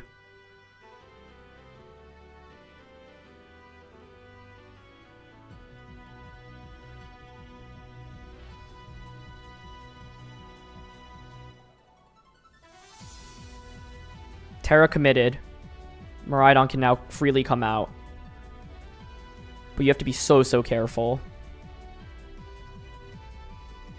Okay. Electro Drift pressure online. Draco Meteor pressure online now. I want to know if you one-shot Koraidon with Water Terra's Mystic Water Surging Strikes. Oh, also, yeah, does the Koraidon outspeed Urshifu after a Flame Charge? It might. Amoonguss can redirect, but I think what Terran is hoping for is Terra your Urshifu. Oh, you need to be faster with Urshifu here. Is he faster? Draco should one-shot Amoonguss. I think Koraidon just...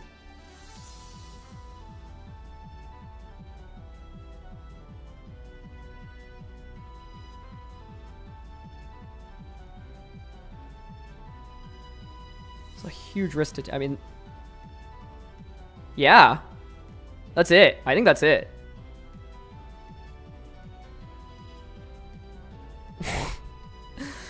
Oh, I think what Terran was hoping for was reading into Urshifu Detect and then Koraidon just... Yeah, like the idea is to... Close combat goes into Miraidon. But I feel like that play was always somewhat safe for Wolf to make. Oh, I really like this, just completely dropping Perish. It's so insane.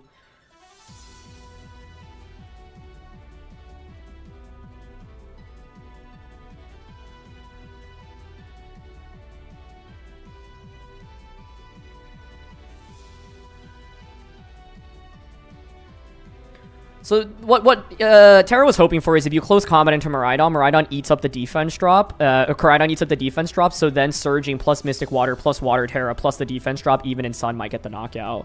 But yeah, this matchup is terrible.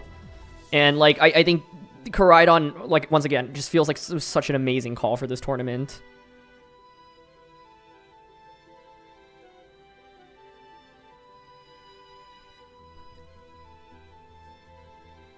The last time Wolf played in Championship Sunday was NAIC 2019, where he won.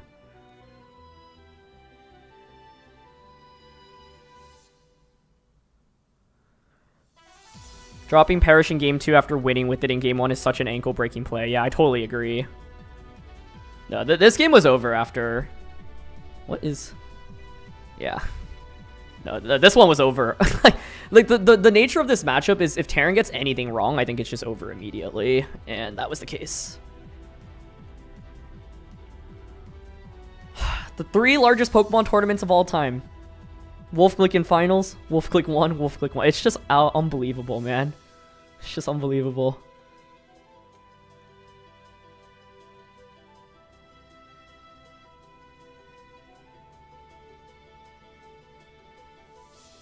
I think Terran tried. Like, I really like the attempt. I think Game 1, he's going to be thinking about not tearing Miraidon for a long time. And I think Game 2, if that were a Protect, even if it were a Protect, I still don't think it's enough, quite honestly. The problem is, even with Tailwind up, Urshifu is still slower. Look at that crowd. This is one of the largest crowd, maybe the largest crowd I've ever seen from EUIC.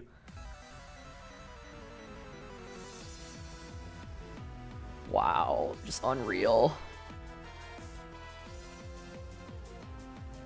Wolf gains more power for every person that enters a tournament.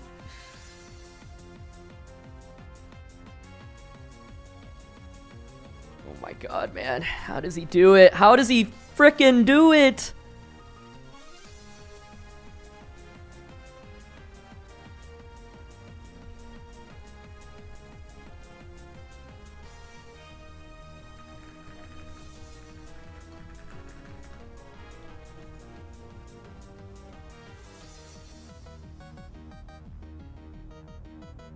He detected turn 1 though, so he couldn't there. What was that in reference to?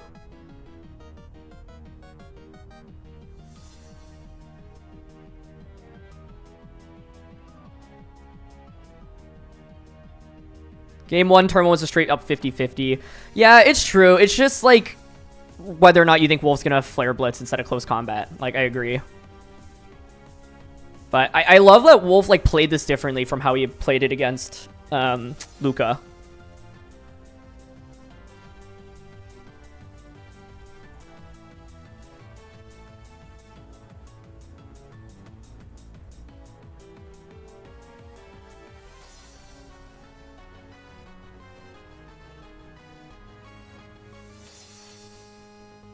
It's just unreal.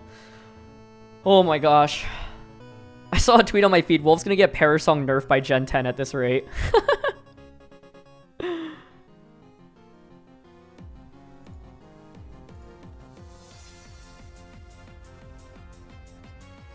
I just can't. How does he do it, man? How does he frickin' do it? Him versus Yanagi in the finals would be really cool. I wonder how that matchup is. Like, I feel like it should be Wolf favored.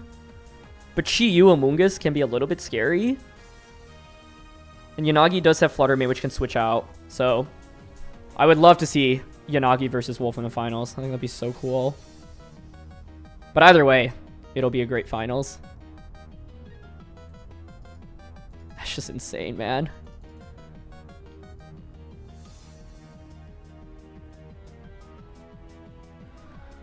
What is Wolf like as a person? Is his brain always like a supercomputer? It's funny because Wolf is also one of the goofiest guys I know. Like, he's so silly, and he does not, like, if you met him, you would think he's like the most normal dude in the world. He's obviously incredibly bright, but also, like, you know, sometimes you meet people and they're like, you could just tell, like, their brain, like, just operates on a different level, but it's, like, very apparent. I think with Wolf, if you were to meet him, you'd be like, oh, he's just, like, a simple, normal guy. Like, he's very friendly, like, one of the most amicable people. Like, I love introducing him to my friends and people outside of Pokemon, and, like, he's just such a regular dude. But then, obviously, you see him in Pokemon, and it's just, like... Oh, man.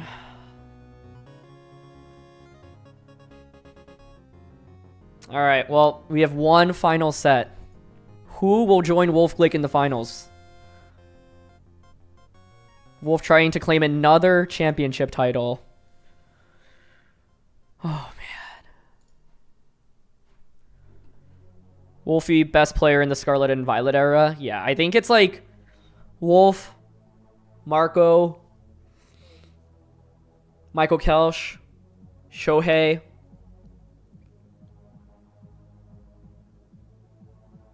Victor Medina,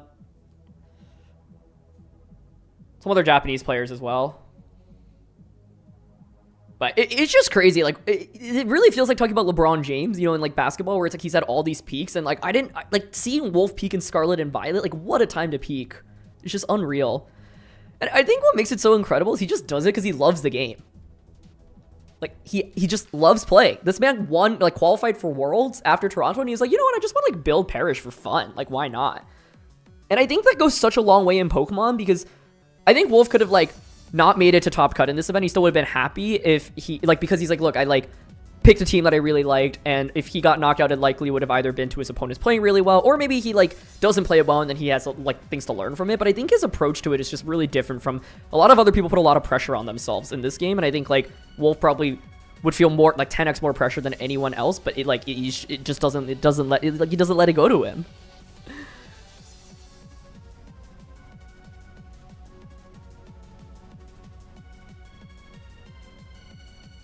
You can't be the best of the era unless you win a ring. I like, would normally agree with that, but with there only having been 2 world championships, it's like, then with that, the claim is the best world player is either Luka or Shohei. Honestly, you can really argue for both. If Wolf wins this, it'll be his, what, 5th Scarlet and Violet major? Which is crazy. Y'all love Blazing Wolf. Well, it's because he proves himself every damn time, dude. The stream quality is lower because I've been having some internet issues, and so it's, I think, helping with not dropping frames.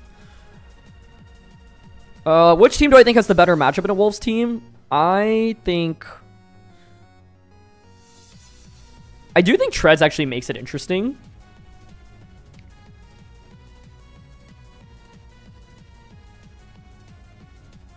But I would still... Oh, there's also Darker Urshifu, which can be bringable into the matchup. I do think Dylan's version of Miraidon might be harder for Wolf, although there's no Whimsicott to deal with, actually, so you don't have to ever worry about Tailwind.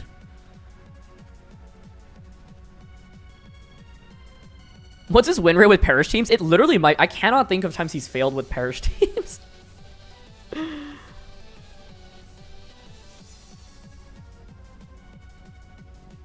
I think Wolf gets closer to GOAT status every year with every new win?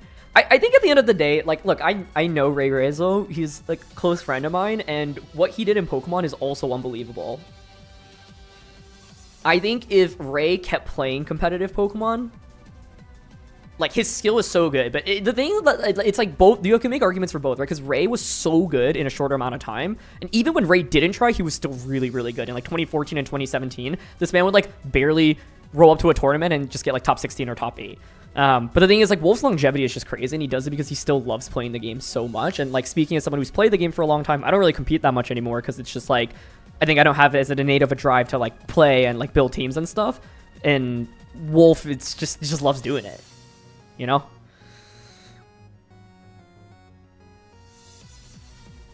But I also think people don't give Ray enough credit because, like, they think, oh, Worlds was, like, an easier era back then. And, yeah, there were fewer people, but the players were still really good. And, like, Ray was just one step ahead of everyone. And Ray was the person who knocked Wolf out of Worlds in back-to-back years in 11 and 2012.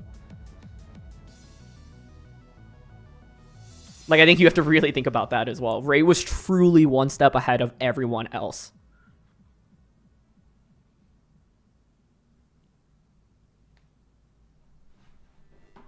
That's my take.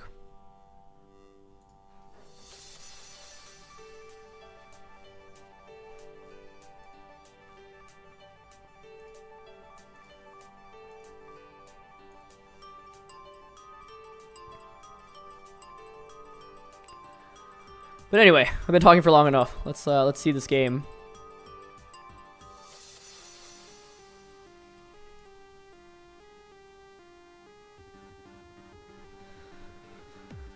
You know, I'm very grateful when people say I'm the go-to VGC for you, because even though obviously my accomplishments are not as close or nearly as close, I appreciate people for, you know, giving me some kudos for, you know, the content and the commentary and everything, and it does really mean a lot. But yeah, I think it's like the elite players, you know, who've claimed so many of these titles. They're so good.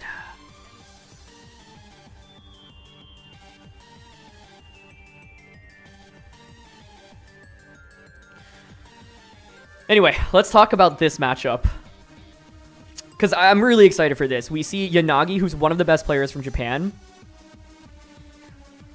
And I want to talk about this. It's a really big deal because there's so few people that get to play from Japan and do well, right? And Yanagi here has flown out. He's gotten top cut at the World Championships before. Who has the advantage in this matchup? That is a great question. I want to give it to Dylan, honestly, because of how explosive Dylan's team is. It can just, like, knock things out so quickly.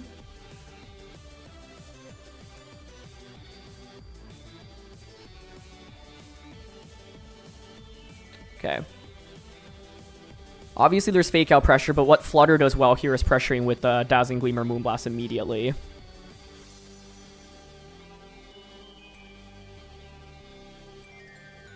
Fairy Terra Gleam. Switch into Incin, okay? I think this is a really safe play. I think if you're Dylan, you obviously have to respect, like, Flutter just going for Fairy Terra and Moonblasting or Dazzling Gleaming immediately.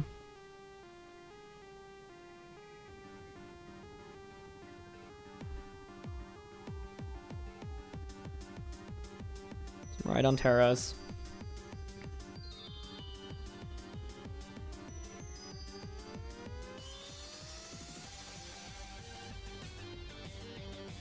Protect. Does Ursh protect as well? It does. Dylan's really happy about that because now you have Fake Out available.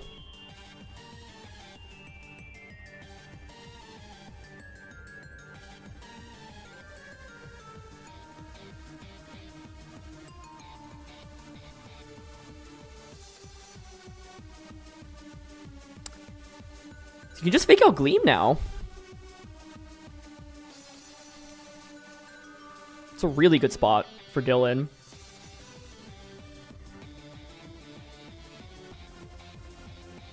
Okay, doesn't go for Fake Out because it expects Ursh to maybe switch out. Nice call, Dylan.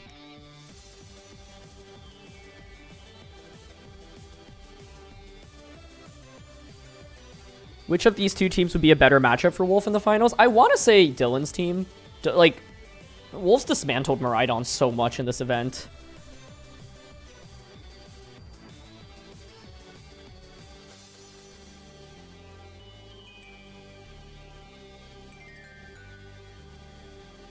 Wow, went for the Fairy Terra Moonblast. Okay.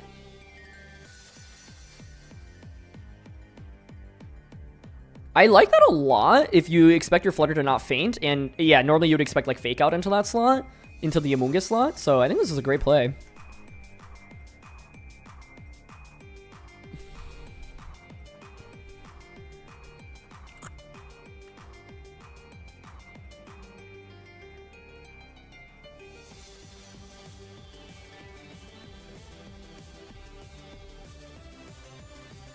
Hands comes out.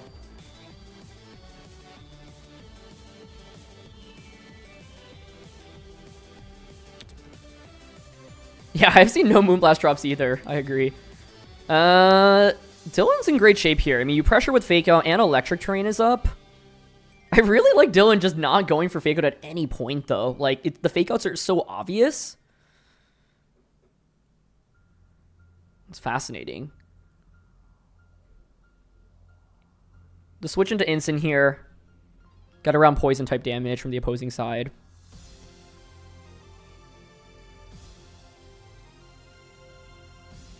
Yeah, Dylan's been playing super well here. That does so much too. Wow.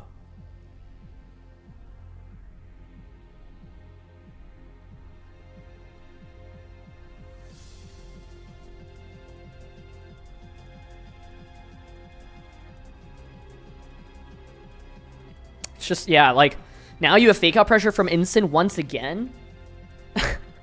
Dylan's like, you know, I have Fake Out available. I'm just never going to click it. This could have been a Fake Out this turn because now, I mean, but Dylan's Iron Hands is so tanky. It's like soaked up so much of this special damage. So it might live this. Yeah. Oh my gosh. Does this KO? Double KO for Dylan. Way to go. Wow. Master class of like baiting your opponent with Fake Out and never actually going for Fake Out. How do you call when to use Fake Out versus pressure versus actually going for it? That's a fantastic question. It's a really, really good question.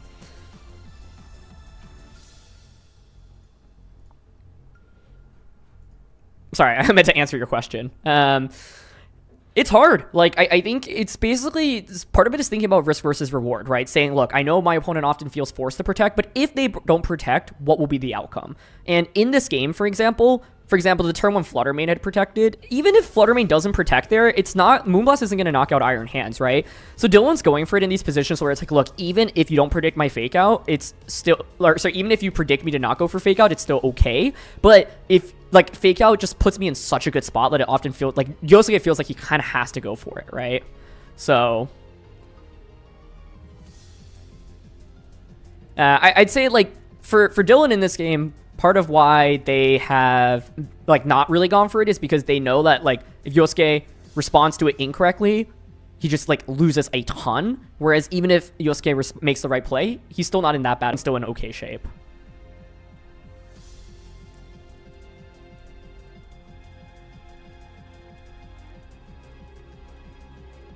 How does the mind game, Fake Out mind game affect how Yosuke plays in the second game? That's a great question. Well, first, let's see if this... how much this Glacial does. It is a double KO, but now you get Instant +1 for free. Can Yosuke... wait, I mean, Yosuke does have a +2 CIR now with Ursh next to it. The problem, though, is you have to attack through Rocky Helmet Instant, and there's Fake Out pressure right now. What is the last one for Dylan? Ursh. That's a really good Pokemon to have.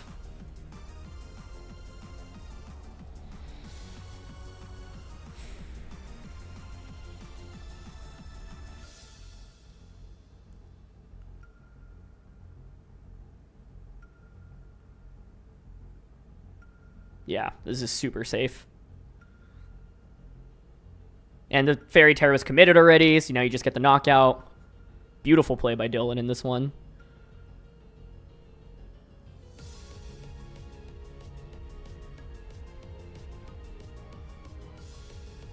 Yeah, fantastic job.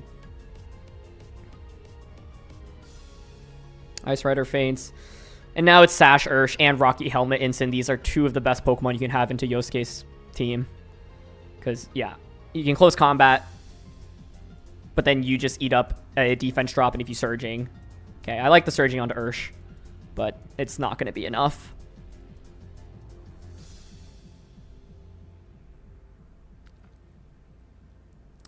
VGC finals are at 4 p.m. tomorrow UK time. Do I need to be at the event from the beginning or can I come later in the day? Sometimes they run out of space at the events, so you have to be a little bit careful about coming later. I don't think you need to go all the way in the beginning of the day, but I would show up maybe before, like in the middle of TCG.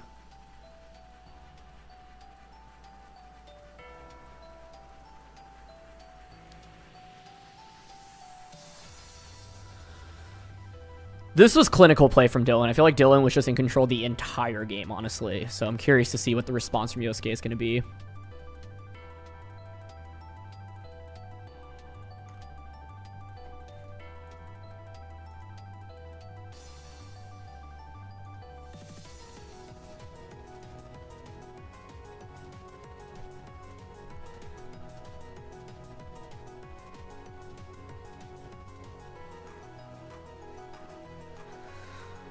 Oh, man. Faint to Rocky Helmet, yeah. This has been such an impressive tournament run by Dylan. Like, using Iron Tread is just so cool.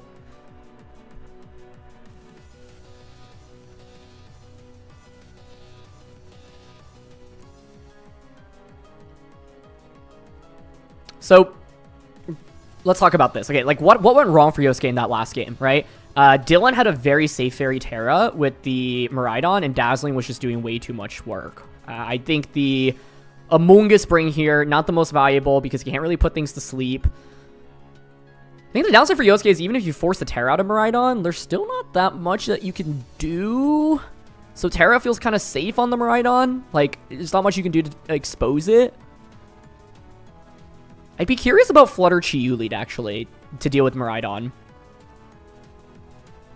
Because then, like, that's the one way you can potentially expose it. But I love seeing how happy both players are. Yes, I will stream the finals tomorrow.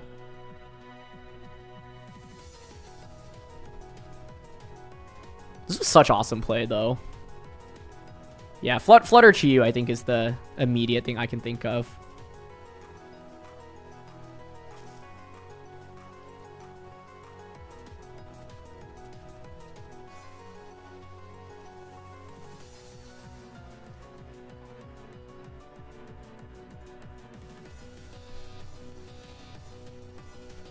All right. This might be the final game that we have here. Let's see. Thank you to everyone for tuning into the co-stream. Apologies for the technical difficulties earlier today and just the dropped frames in general, but really appreciate so many people tuning in.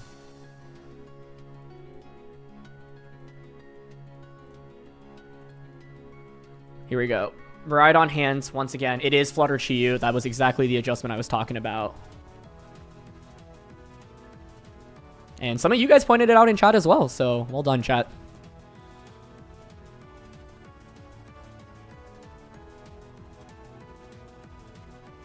Here we go.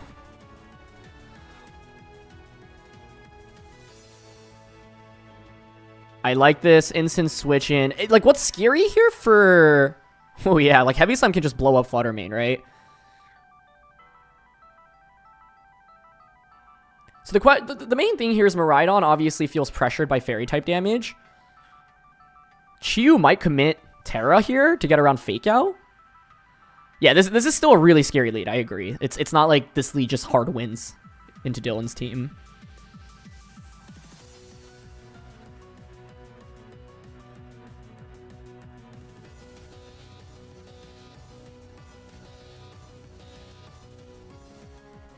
Moonblast comes out, but I think this is a great trade. Heatwave does connect. But look how little damage Iron Hands takes from that. Beautiful play by Dylan. It's just been clinical. The way that Yosuke gets around this is like Fairy Terra Moonblast plus Heatwave onto Iron Hands on turn 1. Ice Rider does manage to come out though.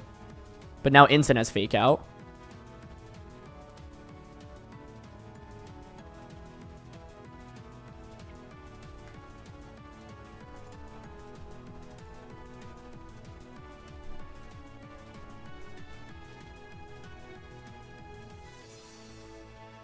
Fake out switch, okay. I like this. Why not parting shot if instant is an assault vest? I think Dylan values the chip damage that you get from U-turn. It's really valuable in breaking through Sash, breaking through Sturdy. And yeah, it's the main thing is the damage that you get from it as you switch out.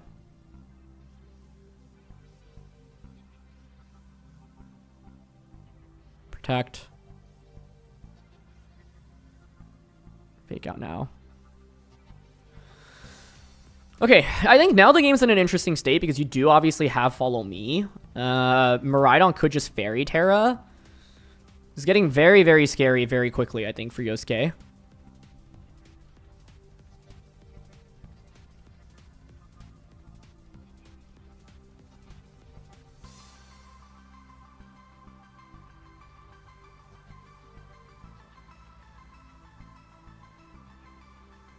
U-turn Fairy Gleam.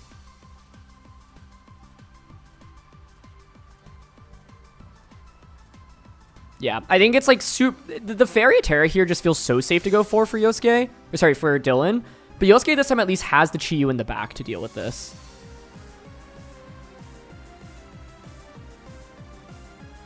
Ooh, that's not a lot of damage though, okay. Glacial, does it knock out the Incineroar? No, it doesn't. And it's just U-turn. Oh, Yosuke's happy about that. He was so worried. He was like, okay, my Ice Rider could just faint here. But you can see he's like, I'm safe. I'm good. I'm good. All good. But now what is the question? Another round of fake out cycling. Yeah, you also could just bring out Ursh here. But I think hands to pressure with fake out is never bad. I still think Dylan has the advantage here. Let's see.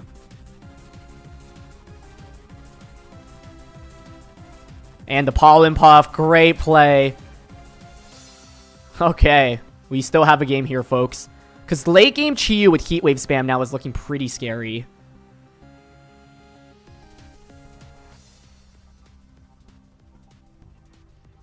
Chi-Yu is looking really scary.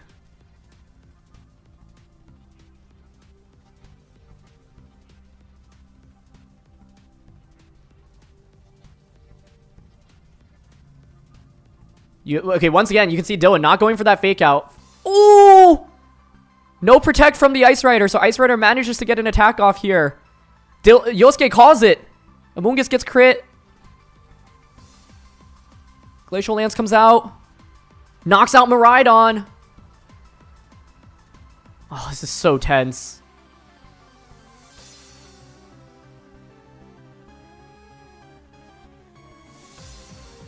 The thing is, you still knock out the Amoonguss here with Heavy Slam.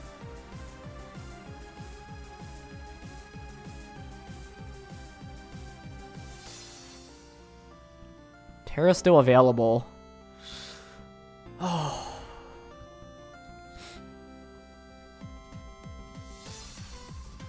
I think with Ursh here, yeah, I think Dylan is good. Because you can just Wicked Blow Ice Rider. Always? Yeah, Urshifu should just win here, I think. Oh, okay, I see. Potentially baiting out Terra here from Yosuke. Because Yosuke hasn't Terra'd yet, right? So it's just Chi-Yu. And if Chi-Yu Terras, it's Ghost Terra, right? You just get popped by Wicked Blow or Sucker Punch. I think Dylan wins. That's it.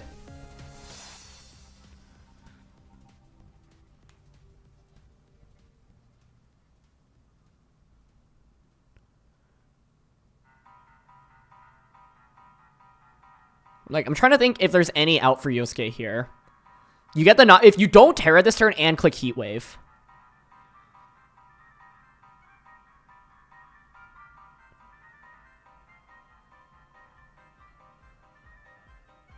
You baited out the Terra. I think Yosuke tried to... Oh! Wait, is it Fairy Terra on this? No, it's just Water Terra. Oh, he's just hoping to survive. But now, if Instant Hands comes back out, you just fake out Close Combat that, and then Wicked Blow. So I think the game's over.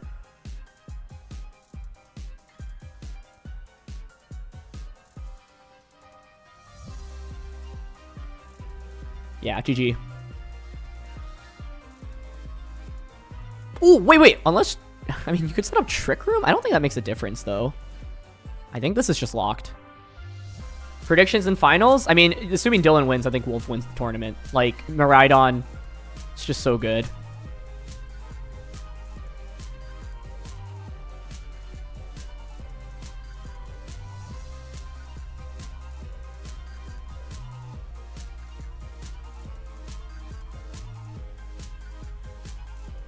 He can't get a burn if you fake out. Yeah, you just fake out Wicked Blow and then close combat.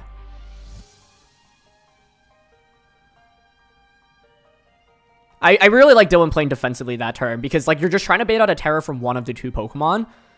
Even if you lose the Incin, you get the free switch and back into Iron Hands, right? And then you still have like just what a story here. Heatwave comes out. Ursh lives with 1. I don't even think a burn saves him. That's it. Dylan moves on with 1 HP here, but I felt like Dylan was in control this entire set, honestly. Incredible job. If Yosuke sets up Trick Room, he could have won. I'm not sure, honest. I was thinking about that, but the problem is your Chi-Yu just gets absolutely popped under Trick Room, and you still have to deal with Sucker Punch from Urshifu and fake out pressure. I didn't really see too much of a way for Yosuke to win that endgame. This is just like last year's EUIC, honestly. Like, super underdog against, like, super veteran. Which is really cool.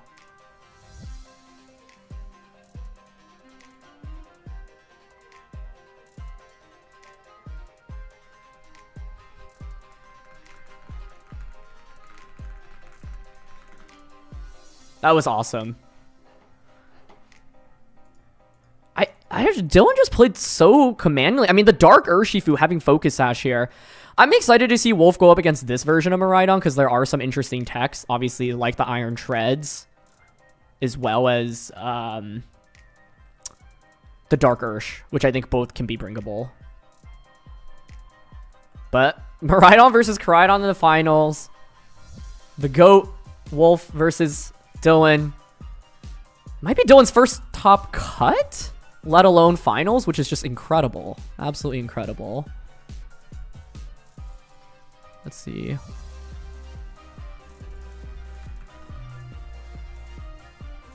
Oh, Dylan may have got, yeah, top 64 here, using the same team. Sticks to what they know best and brings it to the finals. That's so cool.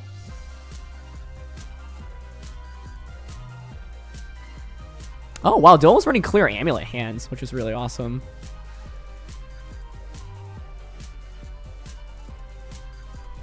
Yeah, amazing job.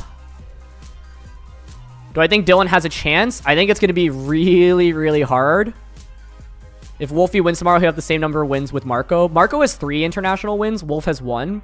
But he also has 2 U.S. national wins, which essentially, they were like the same level of tournament, but just with, like, they were less, yeah, fewer international people would attend, basically. All right, guys. I think tomorrow, I'll probably make a more official announcement about doing this. Like, throughout this tournament, I just wasn't sure what time I would wake up because it was so early, but let me check what time they say.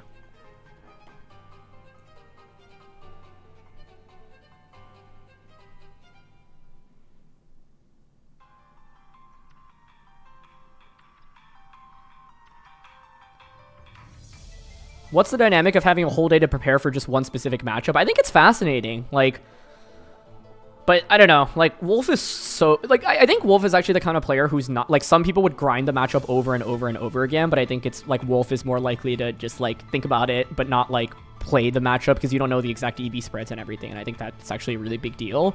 Sometimes if you grind a matchup too much, you can be misled just from one different damage calc. So, yeah.